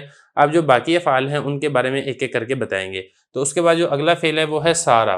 سارہ کے بارے میں حضرت بتا رہے ہیں کہ یہ انتقال کے لیے آتا ہے۔ انتقال کا مطلب ہوتا ہے منتقل ہونا، ایک حالت سے دوسری حالت کی طرف منتقل ہونا۔ تو انتقال جب آدمی کو کہا جاتا ہے نا کہ آدمی کا انتقال ہو گیا، تو وہ بھی یہی ہوتا ہے کہ وہ اس دنیا کی جو عالم ہے اس سے منتقل ہو جاتا ہے آخرت کے عالم کی طرف۔ تو بہرحال یہ سارہ جو ہے ایک حالت سے دوسری حالت کی طرف منتقل ہونا بتانے کے لیے آتا ہے، جیسے کہ سارہ زید غنیجہ، زید مالدار ہو گیا، مطلب یہ کہ پہلے مالدار نہیں تھا، پھر اس مالداری کی حالت کی طرف وہ منتقل ہو گیا۔ اور اسی طریقے سے اصبح اس کا مطلب ہوتا ہے صبح کے وقت کوئی کام کرنا، امسا اس کا مطلب ہوتا ہے شام کے وقت کوئی کام کرنا، اور اضحیٰ اس کا مطلب ہوتا ہے چاشت کے وقت کوئی کام کرنا۔ یہ جو افعال ناقصہ ہیں اگر یہ کسی اس جملے کے اوپر داخل ہوتے ہیں تو یہ دلالت کرتے ہیں کہ جو جملے کا مضمون ہے، یعنی جملے کا جو معنی ہے وہ ان اوقات کے ساتھ ملا ہوا ہے۔ مطلب یہ کہ اگر اصبح ہے تو مطلب یہ کہ وہ جو جملہ اسمیہ میں جو نسبت پائی جاتی ہے وہ صبح کے وقت پائی جا رہی ہے۔ اگر چاش ہے تو چاش کے وقت وہ والا کام ہو رہا ہے، اور اسی طریقے سے اگر وہ شام ہے تو شام کے وقت وہ والا کام ہو رہا ہے۔ تو یہ بتا رہے ہیں کہ دلالت کرتے ہیں کہ مضمون جملہ ملا ہوا ہے بتلک الاوقات، انہی اوقات کے ساتھ۔ اگر اصبح ہے تو صبح کے وقت وہ والا کام ہو رہا ہے، امسا ہے تو شام کے وقت، اضحیٰ ہے تو چاش کے وقت۔ جیسے کہ ہم کہیں گے نا اصبح زید ذاکرا، اب یہ دیکھیں اس کا مطلب کیا ہوگا کہ زید صبح کے وقت ذکر کرنے والا ہے۔ تو اس نے جو اصبح ہے اس نے یہ بتا دیا کہ یہ جو زید کے لیے ذکر کرنے کی جو خبر کا اس بات ہو رہا ہے یہ صبح کے وقت میں ہو رہا ہے۔ وہ بھی معنی سارہ، اور کبھی کبھی ایسا ہوتا ہے کہ یہ وقت بتانے کے لیے نہیں آتے بلکہ یہ سارہ کے معنی کے اندر استعمال ہوتے ہیں۔ اب سارہ کا معنی کیا ہے وہ پہلے گزر چکا ہے کہ سارہ ایک حالت سے دوسری حالت کی طرف منتقل ہونے کے لیے استعمال ہوتا ہے۔ جیسے کہ ہم یہ کہیں گے نا اصبح زید غنیجہ، اب اس کا مطلب کیا ہے، اس کا مطلب بالکل وہی ہے سارہ زید غنیجہ کہ زید پہلے مالدار نہیں تھا پھر زید مالدار ہو گیا۔ اس کا مطلب یہ نہیں ہے کہ زید صبح کے وقت مالدار ہوا ہے اور شام کے وقت یا رات کے وقت وہ غریب تھا۔ وہ تامہ، اور اسی طریقے سے یہ جو افعال ہیں یہ تامہ بھی ہوتے ہیں۔ تو دو معنی بیان ہو گئے، ایک معنی تو یہ بیان ہوا نا کہ یہ جو افعال ہیں یہ اپنے ان اوقات کے ساتھ بتاتے ہیں کہ یہ والا جو فعل ہے یہ کوئی بھی کام ہے یہ ان اوقات کے اندر ہوا ہے۔ دوسرا بتایا کہ سارہ کے معنی کے اندر استعمال ہوتے ہیں، اور تیسرا معنی بتا رہے ہیں کہ یہ تامہ بھی ہوتے ہیں۔ جب یہ تامہ ہوگا تو پھر اس وقت یہ فعل ناقص نہیں ہوگا اور اپنے اسم و خبر کا تقاضا نہیں کرے گا، بلکہ سمپل اور نارمل اس کے بعد ایک فاعل آئے گا اور یہ فعل جو ہے یہ تامہ ہوگا اور اپنے فاعل سے مل کر جملہ مکمل ہو جائے گا۔ اور اس کا مطلب کیا ہوگا کہ صبح کرنی، جیسے ہم کہیں گے نا اصبح زید، اب اس کا مطلب ہوگا کہ زید نے صبح کی، اضحیٰ زیدن زید نے چاشت کی، امسا زیدن زید نے شام کی، تو بس یہ اپنے فعل اپنے فاعل سے مل کر جملہ فعلیہ خبریہ ہو جائے گا، اور نہ تو اس کا اسم آئے گا نہ اس کی خبر آئے گی، بس یہ اپنے فاعل سے مل کر جملہ مکمل ہو جائے گا۔ دیکھیں ذرا، اور یہ تامہ بھی ہوتے ہیں۔ تامہ کا مطلب کیا ہوگا کہ اگر اصبح ہے تو اس کا مطلب ہے صبح کے وقت داخل ہونا، ضحیٰ ہے تو اس کا مطلب ہے چاش کے وقت داخل ہونا، مساء ہے تو اس کا مطلب ہے شام کے وقت داخل ہونا۔ اس کے بعد آپ آگے دیکھیں ذلہ اور باتا۔ لیکن ذلہ کا مطلب ہوتا ہے دن میں کوئی کام کرنا، اور باتا کا مطلب ہوتا ہے رات میں کوئی کام کرنا۔ تو یہاں پر بھی وہی بات ہے جیسے کہ اوپر ہم نے بات پڑھی تھی اصبح امسا اضحیٰ کے اندر، کہ یہ اپنے اوقات کے ساتھ وقت بتانے کے لیے آتے ہیں کہ کوئی بھی کام ہے وہ ان اوقات میں ہوا ہے، تو یہاں پر بھی یہی ہوگا کہ یہ بتائیں گے کہ مضمون جملہ جو ہے وہ ان اوقات کے ساتھ ملا ہوا ہے۔ جیسے ہم کہیں گے نا کہ ذلہ زیدن قائمن، زید دن کے وقت کھڑا ہو گیا، مطلب یہ کہ جو کھڑا ہونے کے جو اس بات کیا گیا تھا زید کے لیے وہ دن کے وقت میں کیا گیا تھا۔ اور اسی طریقے سے جو باتا ہے یہ بھی یہی بتائے گا، جیسے ہم کہیں گے باتا زید النائمہ، زید سویا ہوا تھا، تو کس وقت سویا ہوا تھا؟ وہ رات کے وقت میں سویا ہوا تھا۔ تو یہ بتائیں گے کہ جو جملے کا مضمون ہے وہ ان اوقات کے اندر واقع ہو رہا ہے۔ تو یہ بتایا کہ یہ دونوں دلالت کرتے ہیں مضمون جملہ کے اقتران ملے ہوئے ہونے پر بھی وقتہما اپنے اوقات کے ساتھ، ذلہ دن کا وقت بتانے کے لیے اور جو باتا ہے یہ رات کا وقت بتانے کے لیے۔ جیسے کہ ذلہ زید کاتبہ، زید دن میں لکھنے والا ہے، اور وبی معنی سارا اگلا معنی، یہ جو یہ دونوں ہیں ان کا ایک معنی اور بھی ہے، اور وہ دوسرا معنی یہ ہے کہ یہ سارا کے معنی کے اندر بھی استعمال ہوتے ہیں۔ اس وقت یہ دن یا رات کے معنی نہیں بتائیں گے، بلکہ اس وقت صرف انتقال کے معنی کے لیے استعمال ہوں گے کہ ایک حالت سے دوسری حالت کی طرف منتقل ہو گیا، جیسا کہ اوپر ہم نے پڑھا تھا سارا زید غنیجہ، بالکل ایسے ہی معنی ہوگا ذلہ زید غنیجہ کہ زید مالدار ہو گیا، یعنی مالداری کی حالت کی طرف منتقل ہو گیا۔ اس کے بعد آپ آگے دیکھیں، آگے یہ کل 4 افعال ہیں، ایک ما زالہ، ما فتح، ما باریہا اور منفکہ۔ ان سب کا معنی ہوتا ہے ہمیشہ ہونا۔ زالہ کا مطلب ہوتا ہے زائل ہونا، اور فتح اس کا مطلب ختم ہو جانا، باریہا ختم ہو جانا، انفکہ جدا ہو جانا۔ تو جب ان کے شروع میں ما لگ جائے گا تو ما زالہ اس کا مطلب ہوگا جدا نہیں ہوا، جدا نہیں ہوا اس کا مطلب ہمیشہ ہوا۔ تو یہ سارے جو ہے نا یہ ہمیشہ ہونے معنی کے لیے استعمال ہوتے ہیں۔ تدل علی استمرار ثبوت خبریہا لفاعلہا مذ ہو۔ اگلا مسئلہ فرما رہے ہیں کہ یہ جو افعال ہیں، یہ چاروں کے چاروں افعال جن کے شروع میں میم الف ما نافیہ ہے، یہ دلالت کرتے ہیں کہ فاعل کے لیے خبر کا ثبوت دائمی ہے، ہمیشگی سے ہے، جب سے فاعل نے خبر کو قبول کیا ہے۔ مثال کے طور پہ زید امیر، زید امیر ہے، مطلب وہ منصب امارت کے اوپر فائز ہو گیا ہے۔ تو جب سے زید کے لیے ہم نے امارت کی خبر کا اس بات کیا ہے، اب اس کے شروع میں آپ یہ لگا دیں، ان میں سے کوئی ایک لگا دیں، ما زالہ، ما زالہ زید امیرا۔ اب یہاں پہ دیکھیں یہ جو زید ہے یہ زالہ کا فاعل ہے، ما زالہ کا، اور یہ جو امیر ہے یہ زالہ کی خبر ہے۔ اب یہ دیکھیں خبر کا اس بات جب سے فاعل کے لیے ہوا ہے، یعنی فاعل نے جب سے خبر کو قبول کیا ہے، زید نے جب سے امارت کو قبول کیا ہے، زید اس وقت سے امارت کے عہدے اور منصب پر فائز ہے، ہمیشگی اور دوام ہے، اس کے بعد یہ معزول نہیں ہوا ہے۔ یہ ہمیشگی اور دوام بتانے کے لیے یہ سارے افعال آتے ہیں جن کے شروع میں میم الف ما ہے۔ تو یہ بتا رہے ہیں کہ یہ دلالت کرتے ہیں کہ جو خبر ہے اس کا ثبوت استمراری ہے، یعنی دائمی ہے، لفاعلہا اس کے فاعل کے لیے۔ کس کے فاعل کے لیے؟ یہ حاضم لوٹی ان افعال ناقصہ کی طرح جن کے شروع میں میم الف ما ہے۔ اپنے فاعل کے لیے خبر کا ثبوت یہ دائمی ہے، مذ قابلہ، اس کو قبلہ نہیں پڑھنا، اس کو قابلہ پڑھنا ہے، فعل پڑھنا ہے، جب سے اس نے اس کو قبول کیا ہے۔ کس نے کس کو قبول کیا ہے یہ بھی سمجھ لیں۔ قابلہ کا جو فاعل ہے وہ یہ فاعل ہے، جب سے فاعل نے اس کو قبول کیا ہے۔ کس کو قبول کیا ہے؟ اس خبر کو۔ جب سے فاعل نے خبر کو قبول کیا ہے، یعنی فاعل کے لیے خبر کا جب سے اس بات ہو رہا ہے، فاعل کے لیے وہ خبر اس وقت سے کبھی بھی زائل نہیں ہوئی ہے، ہمیشہ سے اس کے ساتھ یہ قائم ہے، جیسا کہ مثال میں آپ کو بتا چکا ہوں۔ آگے فرمایا وَيَلْزَمُ حرف النفی، یہ جو چاروں کے چاروں افعال ہیں یہ ان کے ساتھ حرف نفی لازمی ہوتی ہے، یہ حرف نفی کے بغیر استعمال نہیں ہوتے ہیں، جب بھی استعمال ہوں گے حرف نفی کے ساتھ ہی استعمال ہوں گے۔ آگے دیکھیں وما دامہ، یہ جو ما دامہ اس کے بعد اگلا حرف ہے ما دامہ، یہ دلالت کرتا ہے اللہ توقید امرین، کسی کام کے وقت بتانے کا، کسی کام کے وقت بتانے کی مدت یہ بتاتا ہے جب سے فاعل کے لیے خبر کا ثبوت ہے۔ اس کو تھوڑا سا سمجھ لیں ذرا، جیسے نا اقوم ما دام الامیر جالسا۔ اب سب سے پہلے تو آپ یہ سمجھیں کہ یہ جو امیر ہے یہ ما دامہ کا فاعل ہے جو کہ ترکیب کے اندر اس کے اسم واقع ہو رہا ہے، اور جالسن یہ خبر ہے ما دامہ کی۔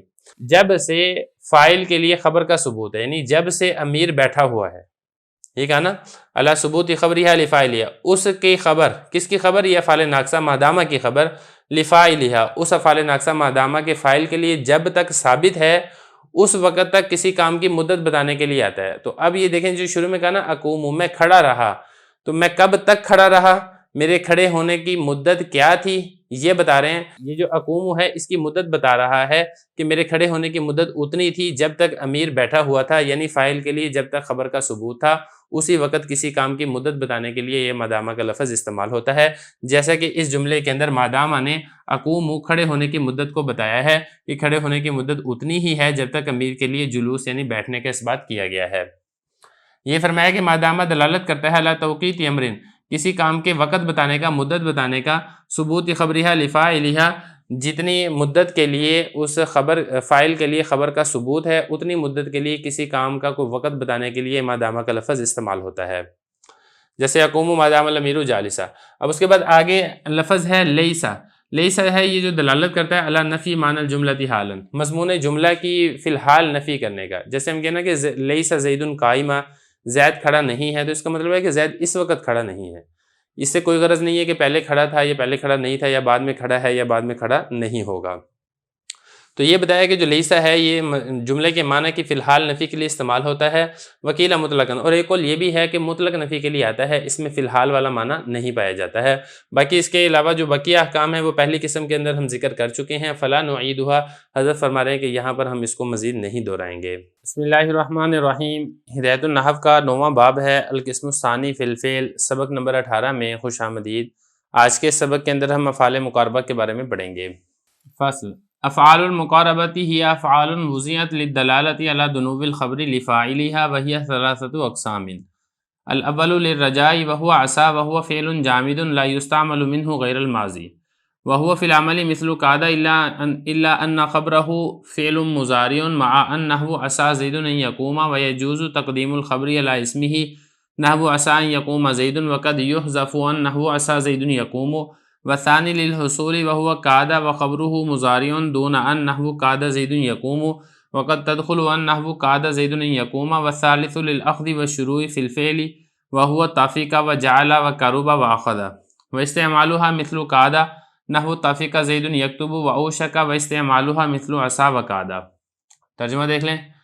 افعال مقاربہ یہ وہ افعال ہیں جن کو وضع کیا گیا ہے تاکہ دلالت کریں خبر کے قریب ہونے پہ فاعل کے لیے، اور یہ 3 قسم پر ہیں۔ نمبر 1 امید، اور یہ عصا ہے، یہ فعل جامد ہے، نہیں استعمال کیا جاتا اس سے ماضی کے علاوہ میں، اور یہ عمل کرنے میں قاعدہ کی مثل ہے، مگر یہ کہ اس کی جو خبر ہے وہ فعل مضارع ہوتی ہے ان کے ساتھ، جیسے کہ عسى زید ان یقوم، اور جائز ہے خبر کو مقدم کرنا اس کے اسم پر، جیسے کہ عسى ان یقوم زید، اور کبھی کبھی ان کو حذف بھی کر دیا جاتا ہے، جیسے عسى زید یقوم، اور دوسری کسی چیز کے حاصل ہونے کے لیے ہے اور وہ قاعدہ ہے اور اس کی خبر مضارع ہوتی ہے ان کے بغیر، جیسے کہ قاد زید یقوم، اور کبھی کبھی ان داخل ہو جاتا ہے جیسے قاد زید یقوم، اور تیسرا ہے کسی چیز کے شروع ہونے کے لیے فعل میں، اور یہ تافیقہ جعلہ قربہ اور اخذہ ہیں، اور اس کا استعمال قاعدہ کی مثل ہے جیسے کہ تافیقہ زید یکتب، اور اوشک اس کا استعمال عصا اور قاعدہ کی مثل ہے۔ عبارت و ترجمہ ہو چکا ہے، اب چلتے ہیں اس کی تشریح کی طرف۔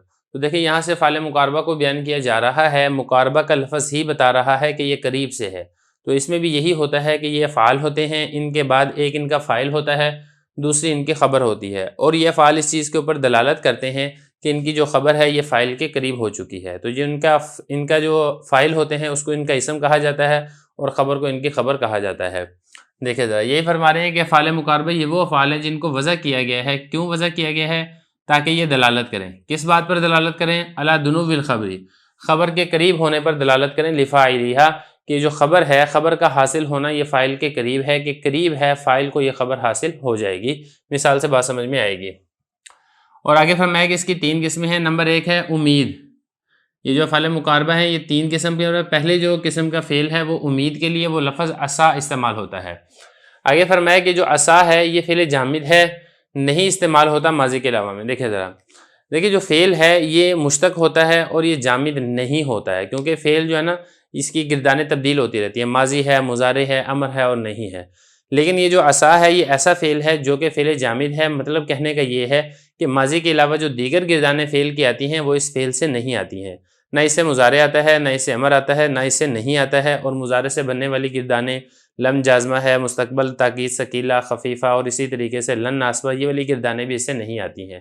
پھر اس میں ایک بات آپ اور سمجھیں کہ جو ماضی ہے، ماضی سے بھی تمام صیغوں سے یہ والا فعل نہیں آتا ہے، کچھ مخصوص صیغے ہیں جس سے یہ والا فعل آتا ہے، ان میں سے ایک تو یہی عصا ہے جو کہ واحد مذکر غائب کا صیغہ ہے، اور اسی طریقے سے اسد آتا ہے واحد مؤنث غائب کا صیغہ، جو تثنیہ مذکر غائب ہے یا تثنیہ جمع مذکر غائب ہے یا تثنیہ مؤنث غائب ہے، یہ اس سے نہیں آتے ہیں۔ اسی طریقے سے جمع مؤنث غائب کا صیغہ بھی نہیں آتا ہے۔ البتہ جو مخاطب کے صیغے ہیں 6 کے 6 وہ سارے کے سارے اس سے آتے ہیں، اور متکلم میں سے صرف واحد متکلم کا صیغہ اس فعل سے آتا ہے، جمع متکلم کا صیغہ اس فعل سے نہیں آتا ہے۔ تو یہی فرمایا کہ فعل جامد ہے نہیں استعمال کیا جاتا غیر ماضی میں، یعنی صرف ماضی میں استعمال کیا جاتا ہے، اور ماضی میں بھی تمام صیغوں میں استعمال نہیں کیا جاتا، چند صیغوں میں استعمال کیا جاتا ہے جن کی تفصیل میں آپ کو بتا چکا ہوں۔ آگے فرمایا کہ یہ عمل کرنے میں قاعدہ کی مثل ہے۔ اب قاعدہ کی مثل ہے، اس کا کیا مطلب ہے؟ دیکھیں جو قاعدہ ہے، قاعدہ کا جو فاعل ہوتا ہے اس کی جو خبر ہوتی ہے وہ فعل مضارع ہوتی ہے، تو اس کی خبر بھی فعل مضارع ہی ہوتی ہے، البتہ تھوڑا سا فرق ہے۔ وہ فرق اس میں یہ ہے کہ یہ اس کی جو خبر فعل مضارع ہوتی ہے وہ ان کے ساتھ ہوتی ہے، لیکن قاعدہ کی جو خبر فعل مضارع ہوتی ہے وہ ان کے بغیر ہوتی ہے۔ تو یہ فرمایا کہ یہ عمل کرنے میں قاعدہ کی مثل ہے، جس طریقے سے قاعدہ میں خبر فعل مضارع ہوتی ہے اس میں بھی خبر فعل مضارع ہوتی ہے، مگر فرق کیا ہے کہ اس کی جو خبر ہے، کس کی خبر؟ یہ عصا کی خبر، یہ جو ہو ضمیر ہے، یہ ہو ضمیر لوٹ رہی ہے اس عصا کی طرف۔ عصا کی جو خبر ہے فعل مضارع ہوتی ہے ان کے ساتھ، جیسا کہ مثال دیکھیں نا، اب عصا زید ان یقوما، اب یہ جو زید ہے یہ عصا کا فاعل ہے، اور یقوما یہ اس کی خبر ہے عصا کی، اور یہاں پہ اگر آپ دیکھیں گے نا یہ ان کے ساتھ ہے، لیکن اگر آپ قاعدہ میں دیکھیں گے تو قاعدہ میں ان کے بغیر ہوگی، جیسے قعد زید یقوم، اب یہاں پہ دیکھیں اس کی خبر فعل مضارع لیکن ان کے بغیر ہے، تو یہ فرمایا کہ اس کی خبر فعل مضارع ہوتی ہے ان کے ساتھ۔ اگلا مسئلہ وَيَجُوزُ تقدیم الخبر علی اسمہ، دوسرا اس میں مسئلہ یہ ہے کہ یہ جو فعل مقاربہ ہے اس کی خبر کو اس قسم پر مقدم کرنا یہ جائز ہے۔ جب آپ اس کی خبر کو اس قسم پر مقدم کریں گے تو پھر اس صورت میں یہ فعل مقاربہ نہیں ہوگا، بلکہ پھر پورا جملہ فعل اور فاعل مل بن کر جملہ مکمل ہو جائے گا، اس صورت میں یہ فعل تام ہوگا۔ مثال سے بات سمجھ میں آئے گی، جیسا کہ عصا ان یقوم زید، اب اس میں اگر آپ غور کریں گے، اب یہ دیکھیں یہ عصا فعل مقاربہ ہے، ان یقوم یہ خبر ہے، اور زید یہ اسم ہے جو کہ فاعل ہے حقیقت میں۔ اب یہاں پہ دیکھیں جو فاعل ہے اس سے اس کی خبر مقدم ہو چکی ہے، یا آپ یہ کہیں کہ جو اسم ہے اسم پر اس کی خبر مقدم ہو چکی ہے۔ اب اس صورت میں کرنا یہ ہے، یقوم یہ فعل ہے، زید اس کا فاعل بنے گا، اور فعل اپنے فاعل سے مل کر جملہ فعلیہ خبریہ ہو کر آپ نے اس کو عصا کا فاعل بنا دینا ہے۔ اس وقت آپ نے اس کو فعل مقاربہ نہیں بنانا ہے، اور نہ ہی اس کے بعد آپ نے اس کا اسم اور خبر تلاش کرنی ہے۔ تو یہ فرمایا کہ یہ بھی جائز ہے کہ اس کی خبر کو آپ اس کے اسم پر مقدم کر دیں اور پھر اس کو فعل فاعل بنا کر جملے کو مکمل کر دیں۔ وقد یحذف عن نحو عصا زید یقوم، اگلا مسئلہ یہ فرما رہے ہیں کہ عصا کی خبر، جیسا کہ اوپر بتایا تھا کہ فعل مضارع ہوتی ہے ان کے ساتھ، لیکن کبھی کبھی ان کو حذف بھی کر دیا جاتا ہے۔ وجہ یہ ہے کیونکہ اس کی مشابہت ہے قاعدہ کے ساتھ، اور قاعدہ میں چونکہ خبر فعل مضارع ہوتی ہے ان کے بغیر، تو اسی مشابہت کی وجہ سے بعض اوقات اتنا بھی کر دیا جاتا ہے کہ یہ جو عصا ہے اس کی خبر سے فعل مضارع سے بھی ان کو حذف کر دیا جاتا ہے۔ تو یہ فرمایا وقت یحذف عن، کبھی کبھی ان کو حذف بھی کر دیا جاتا ہے، جیسے عصا زید یقوم، کیونکہ اس کی جو مشابہت ہے وہ قاعدہ کے ساتھ ہے۔ نمبر 2، یہ جو فعل مقاربہ کی جو دوسری قسم ہے وہ ہے حاصل ہونا، یعنی فاعل کو خبر حاصل ہو رہی ہے، یہ بتانے کے لیے جو فعل استعمال ہوتے ہیں ان کو فعل مقاربہ والا یہ دوسری قسم میں سے شمار کیا جاتا ہے، اور وہ کون سا ہے؟ وہ ہے قاعدہ، اور اس کی خبر جو ہے مضارع ہوتی ہے ان کے بغیر، دون ان، جیسے قعد زید یقوم، قریب ہے کہ زید کھڑا ہو جائے، یعنی زید کے لیے جو قیام کھڑا ہونے والی خبر ہے یہ حاصل ہونے والی ہے، حاصل ہونے کے قریب ہے، تو یہ حاصل ہونا بتانے کے لیے قاعدہ کا لفظ استعمال ہوتا ہے۔ اب یہاں پہ دیکھیں اس کی جو خبر ہے وہ فعل مضارع لیکن ان کے بغیر ہے۔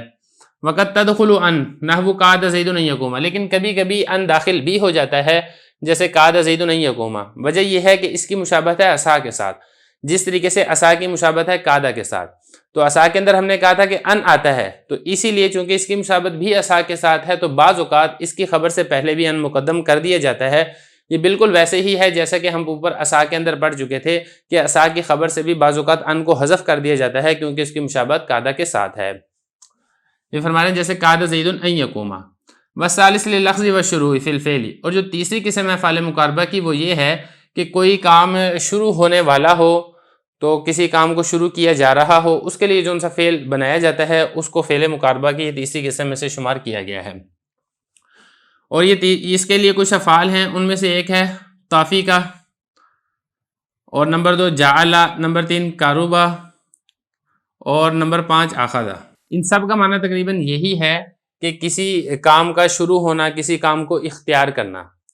اب یہ دیکھیں ذرا، استعمالها مثل قادا، اس کا جو استعمال ہے قادا کی مثل ہے، یعنی جس طریقے سے قادا اس کی خبر فعل مضارع ہوتی ہے ان کے بغیر، تو اسی طریقے سے آپ نے ان کی خبر بھی فعل مضارع لے کر آنی ہے ان کے بغیر. جیسے کہ طافی کا زید یکتب، زید لکھنے لگا ہے. کیا مطلب اس کا؟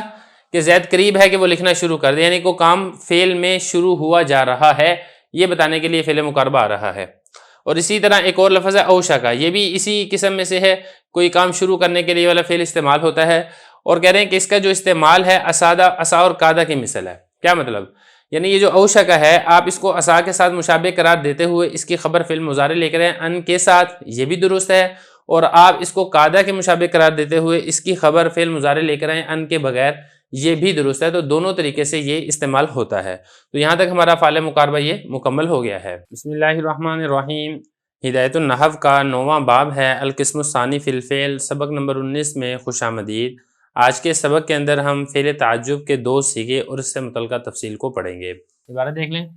فعل تعجبی ما وضع لانشاء تعجبی وله صيغتان ما افعله نحو ما احسن زیدا ای شیء احسن زیدا وفي احسن ضمیر وهو فاعله وافعل به نحو احسن بزید ولا يبنيان الا مما يبنى منه افعل التفضیل ويتوصل في الممتنع بمثل ما اشد استخراجا في الاول واشدد باستخراجه في الثاني كما عرفت في اسم التفضیل ولا يجوز التصرف فيهما بتقدیم ولا تاخیر ولا فصل والمازنی جو اجاز الفصل نحو ما احسن اليوم زیدا. ترجمہ دیکھ لیں. تعجب کے 2 فعل وہ ہیں جن کو وضع کیا جاتا ہے انشاء تعجب کے لیے، اور اس کے 2 صیغے ہیں. نمبر 1 ما افعلہ، جیسے کہ ما احسن زیدا، یعنی ای شیء احسن زیدا. احسن میں ضمیر ہے جو کہ اس کی فاعل ہے، اور افعل بھی جیسے احسن بزید، اور ان دونوں کو نہیں بنایا جاتا مگر اسی سے بنایا جاتا ہے جسے افعل تفضیل بنایا جاتا ہے، اور ملایا جائے گا ممتنع میں اس کی مثل ما اشد استخراجن پہلے میں اور اشدد باستخراجہ ہی دوسرے میں، جیسا کہ آپ اسم تفضیل میں پہچان چکے ہیں. اور جائز نہیں ہے ان دونوں میں تصرف کرنا تقدیم کے ساتھ، نہ تاخیر کے ساتھ، نہ ہی فاصلے کے ساتھ. اور امام مازنی رحمۃ اللہ علیہ نے اجازت دی ہے فاصلہ کرنے کی، جیسے کہ ما احسن اليوم زیدا. عبارت تو ترجمہ ہو چکا ہے، اب چلتے ہیں اس کی تشریح کی طرف. تو دیکھیں یہاں سے تعجب کے 2 فعلوں کو بیان کیا جا رہا ہے. تعجب کہتے ہیں انسان کا کسی ایسی چیز سے متاثر ہونا جس کا سبب ظاہر نہ ہو بلکہ پوشیدہ ہو. تو تعجب کے لیے عرب کے ہاں 2 لفظ ہیں، یا 2 آپ کہیں کہ صیغے ہیں جو انشاء تعجب کے لیے وضع کیے گئے. دیکھیں ایک ہے تعجب کی خبر دینا، یعنی آپ کو پہلے تعجب ہوا تھا اور جس وقت تعجب ہوا تھا اس کے بعد آپ اس پہلے ہونے والے تعجب کی خبر دیں. یہاں پر اس کی بات نہیں ہو رہی ہے، یہاں پر بات ہو رہی ہے کہ آپ کو کسی وقت تعجب ہو رہا ہے، انشاء تعجب ہے، تعجب کی خبر نہیں ہے بلکہ آپ کو تعجب ہو رہا ہے. تو آپ اس تعجب کو پیدا کرنے کے لیے، اس کے اظہار کے لیے جو 2 فعل استعمال ہوتے ہیں اس کا ذکر کر رہے ہیں. تو یہاں پہ فرمایا کہ فعلانی، یہ اصل میں تھا فعلانی، نون تھا، جب اس کی اضافت ہوئی ہے تعجب کی طرف تو نون تثنیہ گر گیا. تو مطلب اس کا یہ ہے کہ تعجب کے 2 فعل ہیں، وہ ہیں جن کو وضع کیا گیا ہے انشاء تعجب کے لیے، یعنی تعجب کو نکالنے کے لیے، بنانے کے لیے.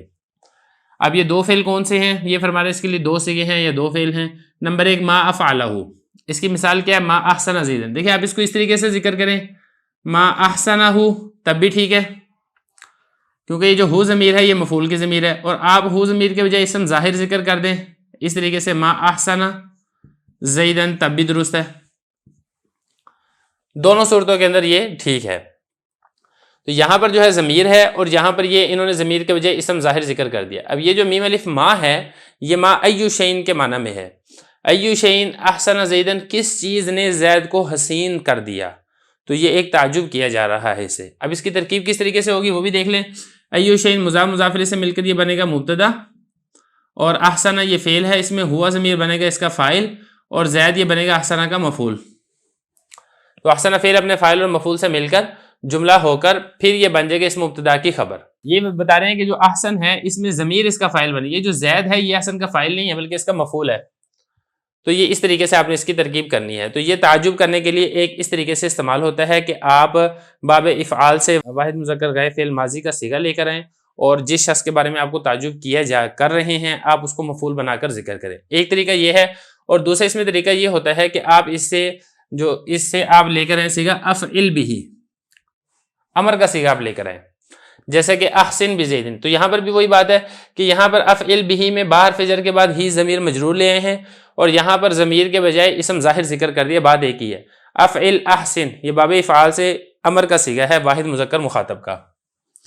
یہاں پر بھی اگر آپ دیکھیں گے نا اس کے، تو یہ جو احسن ہے امر ہے، یہ اصل میں احسانہ کے معنی میں ہے، واحد مذکر غائب فعل ماضی معلوم کے معنی میں ہے، اور یہ با زائدہ ہے اور یہ جو زید ہے یہ اس احسن کا فاعل واقع ہو رہا ہے.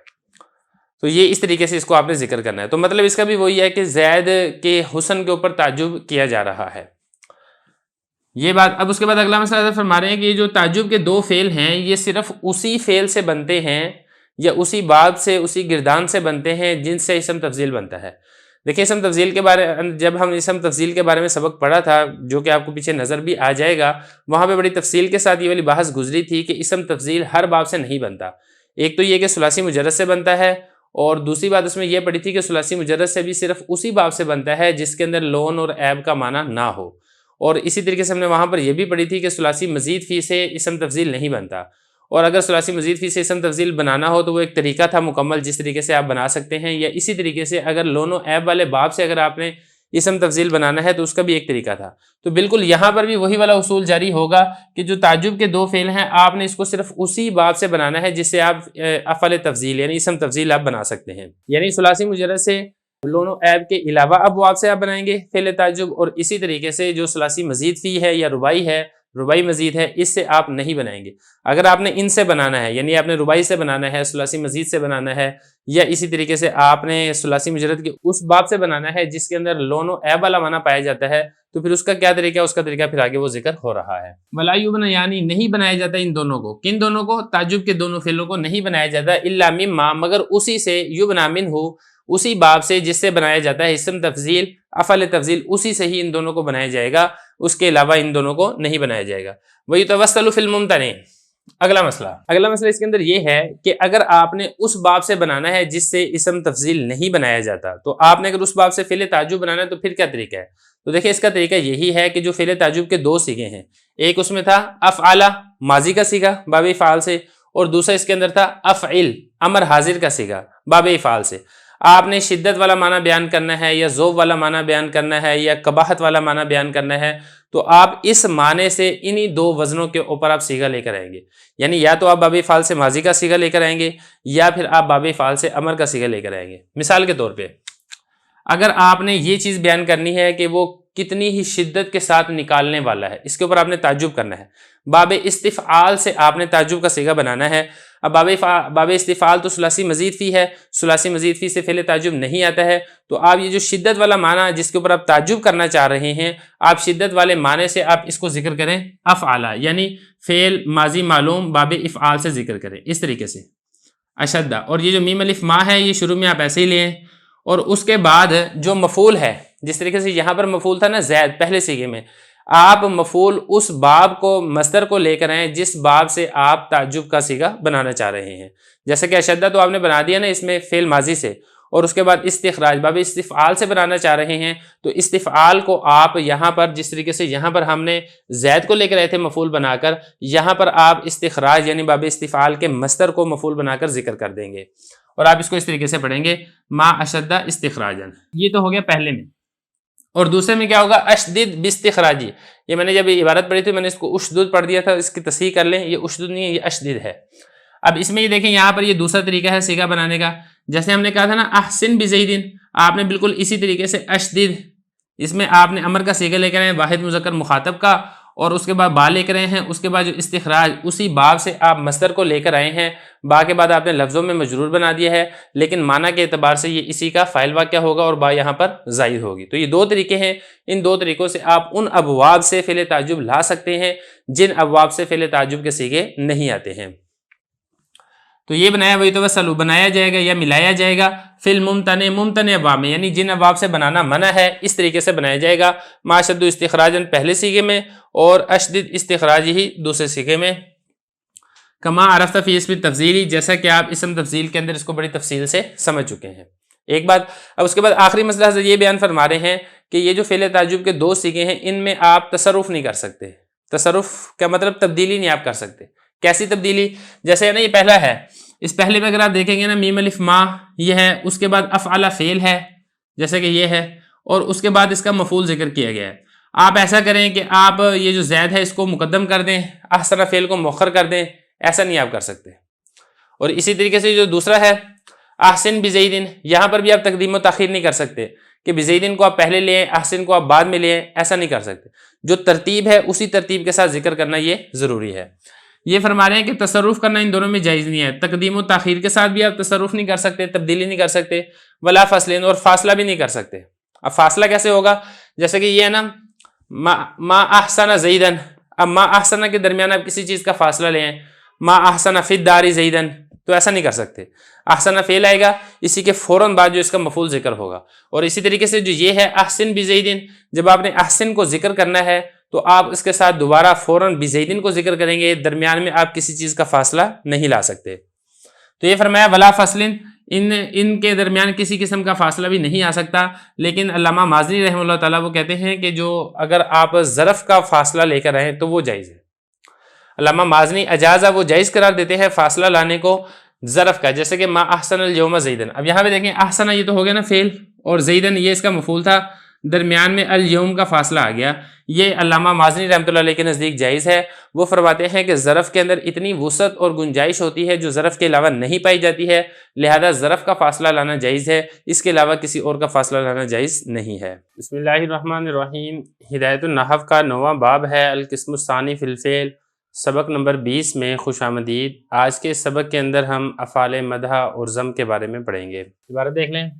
افعال المدح والضم ما وضع لانشاء مدح او ضم، اما المدح فله فعلان نعم وفاعله اسم معرف باللام نحو نعم الرجل زید، او مضاف الى المعرف باللام نحو نعم غلام الرجل زید، وقد يكون فاعله مضمرا ويجب تمييزه بنكرة منصوبة نحو نعم رجلا زید، او بما نحو قوله تعالی فنعم ما هي ای نعم شیئا هي، وزید يسمى المخصوص بالمدح وحبذا نحو حبذا زید، حبا فعل المدح وفاعله ذاب المخصوص بالمدح زید، ويجوز ان يقع قبل مخصوص او بعده تمييز نحو حبذا رجلا زید وحبذا زید رجلا، او حال نحو حبذا راكبا زید وحبذا زید راكبا، واما الضم فله فعلان اذن بئس نحو بئس الرجل عمرو وبئس غلام الرجل عمرو وبئس رجلا عمرو، وساء نحو ساء الرجل زید وساء غلام الرجل زید وساء رجلا زید وساء مثل بئس فی سائر الاقسام۔ ترجمہ دیکھ لیں۔ مدح اور ضم کے لیے افعال ہیں، یہ وہ فعل ہیں جن کو وضع کیا گیا ہے مدح اور ضم کے انشاء کے لیے۔ بہرحال مدح اس کے لیے دو فعل ہیں، ایک ہے نعمہ اور اس کا فاعل اسم معرف باللام ہوتا ہے جیسا کہ نعم الرجل زید، یا اسم معرف باللام کی طرف مضاف ہوتا ہے جیسا کہ نعم غلام الرجل زید، اور کبھی اس کا فاعل ضمیر ہوتی ہے اور واجب ہوتی ہے اس کی تمیز لانا نکرہ منصوبہ کے ساتھ جیسے کہ نعم رجلا زید، یا پھر تمیز لائی جاتی ہے ما کے ساتھ جیسے کہ قولہ تعالی، اللہ تعالیٰ کا فرمان ہے فنعم ما ہی ای نعم شیئا ہی، اور زید اس کا نام رکھا جاتا ہے مخصوص بالمدح، اور دوسرا فعل حبذا جیسے کہ حبذا زید، حبا فعل مدح ہے اور اس کا فاعل ذا ہے اور مخصوص بالمدح زید ہے، اور جائز ہے کہ مخصوص بالمدح سے پہلے یا بعد تمیز آئے جیسے کہ حبذا رجلا زید وحبذا زید رجلا، یا حال ہے جیسے کہ حبذا راکبا زید وحبذا زید راکبا، اور بہرحال مذمت کے لیے بھی دو فعل ہیں اسی طرح جیسے کہ بیسا بیسا رجل امرن بیسا غلام الرجل امرن بیسا رجلا امرن بیسا، اور اسی طریقے سے ساء ہے جیسے ساء رجل زید ساء غلام الرجل زید وساء رجلا زید، اور ساء یہ بئسا کی مثال ہے تمام اقسام میں۔ دیکھیں گزشتہ سبق کے اندر ہم نے بڑی تفصیل کے ساتھ تعجب کے دو فعل کے بارے میں پڑھ لیا تھا کہ تعجب کے اظہار کے لیے عربی میں دو فعلوں کو وضع کیا گیا ہے۔ بالکل اسی طریقے سے عربی کے اندر آپ کسی کی تعریف کر رہے ہیں یا آپ کسی کی مذمت اور برائی بیان کر رہے ہیں تو اس کے اظہار کے لیے بھی کچھ افعال کو وضع کیا گیا ہے۔ اس قسم کے جو افعال ہیں ان کو افعال مدح اور افعال ضم کہا جاتا ہے۔ اگر آپ کسی کی تعریف کرنا چاہ رہے ہیں تو اس کے لیے آپ جو فعل استعمال کریں گے اس کو کہا جائے گا فعل مدح، اور اگر آپ کسی کی مذمت اور برائی بیان کرنا چاہ رہے ہیں اس کے لیے آپ جو فعل استعمال کریں گے اس کو کہا جائے گا فعل ذم۔ یہ ذم اور مذمت ایک ہی معنی ہے۔ تو یہ حضرت فرما رہے ہیں کہ افعال مدح اور ذم ہیں، یہ وہ فعل ہے جن کو وضع کیا گیا ہے مدح اور ذم کے انشاء کے لیے۔ یہ خبر نہیں ہے کہ آپ نے پہلے تعریف کر دی ہو یا آپ نے پہلے مذمت کر دی ہو، اب آپ اس کی خبر دے رہے ہیں، نہیں، بلکہ آپ ابھی اس کی تعریف کر رہے ہیں یا ابھی آپ مذمت کر رہے ہیں، تو جو فعل استعمال کریں گے ان کو افعال مدح اور افعال ذم کہا جائے گا۔ تو سب سے پہلے افعال مدح کے بارے میں بیان کر رہے ہیں کہ افعال مدح کے لیے عربی میں دو فعل استعمال ہوتے ہیں۔ نمبر ایک ہے نعمہ۔ دیکھیے جو نعمہ ہے یہ اصل میں نائمہ تھا، تو ہم نے پھر کیا کیا کہ یہ جو عین کا کسرہ تھا یہ ہم نے پیچھے نون کو دے دیا اور عین کو ساکن کر دیا، تو یہ بن جائے گا نعمہ، مطلب اچھا ہونا۔ اب اس کے بعد ہوتا یہ ہے کہ یہ فعل ہوتا ہے فعل مدح، اس کے بعد ایک اس کا فاعل ہوتا ہے اور ایک مخصوص بالمدح ہوتا ہے، یعنی فعل کے بعد آگے اس کا فاعل آ جائے گا اور اس کے بعد وہ چیز آئے گی جس کی آپ تعریف کر رہے ہیں، اس کو کہا جاتا ہے مخصوص بالمدح، جیسا کہ آگے چل کے آ بھی رہا ہے۔ اب آگے حضرت یہ بتا رہے ہیں کہ جو فعل مدح ہے نعمہ، اس کا جو فاعل ہے وہ کیسے آتا ہے، تو بتا رہے ہیں کہ اس کے فاعل کے آنے کی مختلف صورتیں ہیں، ایک ایک کر کے ساری صورتوں کو ذکر کریں گے۔ صورت نمبر 1، اس کا نعمہ کا جو فاعل ہے وہ معرب باللام ہو، یعنی ایسا اسم ہو جس کے اوپر الف لام تعریف کا داخل ہو، جیسا کہ نعم الرجل زید۔ اب یہ نعمہ فعل مدح ہے، الرجل یہ اس کا فاعل ہے جس کے اوپر الف لام تعریف کا داخل ہے۔ ایک صورت ہوگی کہ اس کا فاعل معرب باللام آتا ہے۔ نمبر 2، نعمہ کا جو فاعل ہے وہ معرب باللام کی طرف مضاف ہوتا ہے، یعنی خود تو معرب باللام نہیں ہوتا ہے لیکن اس کا جو مضاف الیہ ہے وہ معرب باللام ہوتا ہے، یہ دوسری صورت ہے۔ او مضاف الی المعرف باللام، یعنی اس کا جو فاعل ہے وہ معرب باللام کی طرف مضاف ہوتا ہے، جیسے کہ نعم غلام الرجل زید۔ اس مثال میں اگر آپ دیکھیں گے الرجل یہ معرب باللام ہے اور اس کی طرف یہ غلام یہ مضاف ہے جو کہ نعمہ کا فاعل واقع ہو رہا ہے، دو صورتیں۔ نمبر 3، اس نعمہ کا جو فاعل ہے وہ فاعل اس میں ضمیر ہوتی ہے، یہ تو دونوں مثالیں آپ نے پڑھ لی نا، جس میں فاعل اس میں ظاہر تھا، ایک میں معرب باللام تھا دوسرے میں معرب باللام کی طرف مضاف تھا۔ اب آگے بتا رہے ہیں کہ جو نعمہ کا فاعل ہے یہ اسم ظاہر نہیں بلکہ اسم ضمیر ہوتی ہے، لیکن اگر یہ اسم ضمیر ہوگی تو پھر اس کی تمیز لانا ضروری ہے، اور وہ تمیز بھی ایسی ہوگی جو نکرہ ہوگی اور منصوب ہوگی۔ مثال سے بات سمجھ میں آئے گی؟ وقت یکون فاعلہ، اور کبھی اس کا فاعل، کس کا فاعل؟ اس نعمہ کا فاعل، مضمرن اسم ضمیر ہوگا، یجب تمییزہ، اور اسے اس میں ضمیر کی تمیز لانا واجب ہوگی نکرہ منصوبہ کے ساتھ۔ ذرا مثال دیکھیں، جیسے کہ نا نعمہ، اس کا جو فاعل ہے نا وہ ہوا ضمیر ہے، تو یہی بتایا کہ نعمہ کا جو فاعل ہے وہ ضمیر ہوگی، پہلی چیز پائی گئی۔ اب یہ جو ہوا ضمیر ہے یہ بنے گی ممیز اور اس کی تمیز آگے واقع ہوگی۔ اب یہ ہوا ضمیر ممیز ہے، رجلن اس کی تمیز ہے، ممیز اپنی تمیز سے مل کر پھر یہ نعمہ کا فاعل واقع ہوگا۔ اب یہ دوسری بات دیکھیں، یہ فرما رہے ہیں کہ اس کی تمیز لانا واجب ہے۔ کس کی تمیز؟ یہ جو ہو ضمیر ہے یہ فاعل کی طرف لوٹ رہی ہے کہ جو نعمہ کا فاعل ہے اس کی تمیز لانا واجب ہے۔ اب وہ جو تمیز ہے اس کی دو خصوصیات ہیں جو کہ ہونی ضروری ہیں۔ ایک تو یہ ہے کہ وہ جو تمیز ہے وہ نکرہ ہونی چاہیے، معرفہ نہیں ہونی چاہیے، جیسے کہ یہ ہے نا رجلن، اب یہ رجل میں اگر آپ غور کریں گے تو یہ نکرہ ہے کیونکہ کسی مخصوص فرد کا نام نہیں ہے، کوئی بھی شخص ہو سکتا ہے، غیر متعین ہے۔ اگر الرجل ہوتا یا کوئی زید عمر بکر ہوتا تو پھر معرفہ ہوتا۔ تو دیکھیں ایک تو یہ ہے کہ یہ نکرہ ہے، اور دوسری بات دیکھیں کہ یہ منصوب بھی ہے، اس کے اوپر نصب ہے۔ اگر رجلن ہوتا نا پھر تو رفع تھا، رجلن ہوتا تو جر تھا، لیکن نہ رفع ہے نہ جر ہے بلکہ نصب ہے۔ تو دیکھیں اس کے فاعل کی تمیز ایسی تمیز ہے جو نکرہ بھی ہے اور منصوب بھی ہے۔ تو یہی بتا رہے ہیں کہ اس کا فاعل کبھی مضمرن اس میں ضمیر ہوگا اور اس فاعل کی تمیز لانا واجب ہوگی نکرہ منصوبہ کے ساتھ، جیسا کہ رجل یہ نکرہ بھی ہے منصوب بھی ہے۔ اب ترکیب کیسے کریں گے؟ نعمہ یہ فعل ہے، ہوا ضمیر ممیز، رجلن اس کی تمیز، ممیز تمیز مل کر پھر یہ بنے گا اس نعمہ کے لیے فاعل، اور یہ جو زید ہے یہ مخصوص بالمدح ہے۔ او بما، اس کا جو عطف ہے اس کا عطف اس کے اوپر ہے، یجبو کے اوپر ہے، یعنی جو اس کا فاعل ہے وہ اس میں ضمیر ہوگا۔ ایک صورت تو یہ ہے کہ اس کی تمیز لائی جائے گی نکرہ منصوبہ کے ساتھ، دوسری صورت اس میں یہ ہے کہ اس کی جو تمیز لائی جائے گی وہ میم الف ما کے ساتھ لائی جائے گی۔ اب یہ جو میم الف ما ہے یہ بھی شیئن نکرہ کے معنی میں ہے، جیسے کہ اللہ تعالیٰ کا فرمان ہے نا فانی ما ہیا۔ اب یہ اصل میں کیا تھا؟ اصل میں یہ تھا نعمہ ما ہیا، اصل میں یہ تھا۔ اب یہ نعمہ یہ فعل مدح ہے، ہوا ضمیر اس میں فائل ہے جو کہ بن رہا ہے ممیز، اور اس کی تمیز وہ میم الف ما کے ساتھ آ رہی ہے، اور یہ میم الف ما یہ شیئن کے معنی میں ہے جو کہ نکرہ ہے، تو یہ ممیز اپنی تمیز سے مل کر یہ نعمہ کا بنے گا فائل، اور ہی ضمیر بنے گی اس کے لیے مخصوص بالمدح۔ اب اس میں ہوا یہ کہ دیکھیں دو میم اکٹھی ہو گئی ہیں تو ہم نے دونوں کا ادغام کر دیا، تو یہ لفظ آپ کے سامنے آ گیا نعم ماہیہ،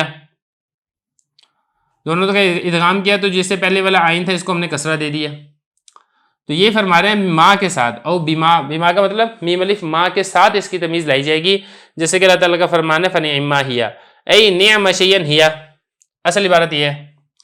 وزید یسمى المخصوص بالمدح، اور جو زید ہے ان ساری مثالوں کے اندر، جیسے کہ نعم الرجل زید، غلام الرجل زید، اسی طریقے سے نعم رجلا زید، ان ساری مثالوں کے اندر جو زید ہے اس کا نام رکھا جاتا ہے مخصوص بالمدح، یعنی یہ وہ شخص ہے جس کو تعریف کے ساتھ خاص کیا گیا ہے، جس کی تعریف کی جا رہی ہے۔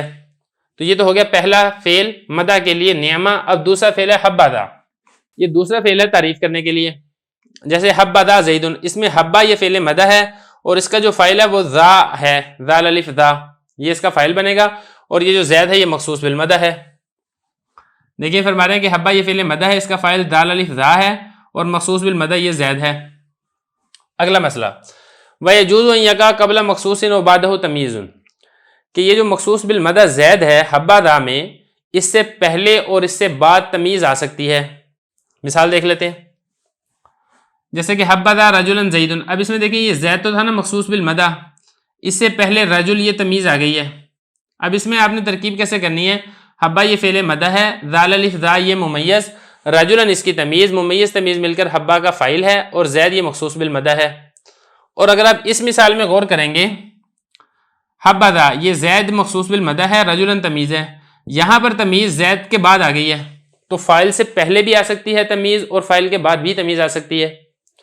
تو حبہ فعل ذال الف ذا ممیز، رجلا اس کی تمیز، ممیز تمیز مل کر یہ حبہ کا فاعل ہے، اور زید یہ مخصوص بالمدح ہے۔ یہ فرما رہے ہیں کہ جائز ہے ان یقع واقعہ ہو قبل مخصوص و بعدہ تمیز، مخصوص سے پہلے یا اس کے بعد تمیز واقع ہو۔ مخصوص مطلب مخصوص بالمدح سے پہلے یا بعد۔ پہلی مثال دی ہے اس میں مخصوص بالمدح سے پہلے تمیز آ رہی ہے، دوسری مثال دی ہے اس میں مخصوص بالمدح کے بعد تمیز آ رہی ہے۔ نمبر 2 او حال، اگلا مسئلہ فرما رہے ہیں کہ جس طریقے سے تمیز آ سکتی ہے مخصوص بالمدح سے پہلے حبذا میں، اسی طریقے سے حال بھی واقع ہو سکتا ہے، مخصوص بالمدح سے پہلے بھی آ سکتا ہے، مخصوص بالمدح کے بعد بھی آ سکتا ہے۔ مثال دیکھیں، حبذا راکبا زید، اب یہ حبہ فعل مدح ہے، ذال الف ذا یہ بنے گا ذوالحال، راکبا بنے گا حال، ذوالحال حال مل کر یہ بنے گا حبہ کا فاعل، اور یہ زید یہ مخصوص بالمدح ہے۔ اب یہاں پہ دیکھیں مخصوص بالمدح سے پہلے راکبا حال واقع ہو رہا ہے، اور یہاں پر مخصوص بالمدح کے بعد راکبا حال واقع ہو رہا ہے۔ ترکیب ایسے ہی ہے، حبہ فعل ذال الف ذا یہ بنے گا ذوالحال، اور راکبا حال، ذوالحال حال مل کر یہ حبہ کا فاعل ہے، اور زید یہ مخصوص بالمدح ہے۔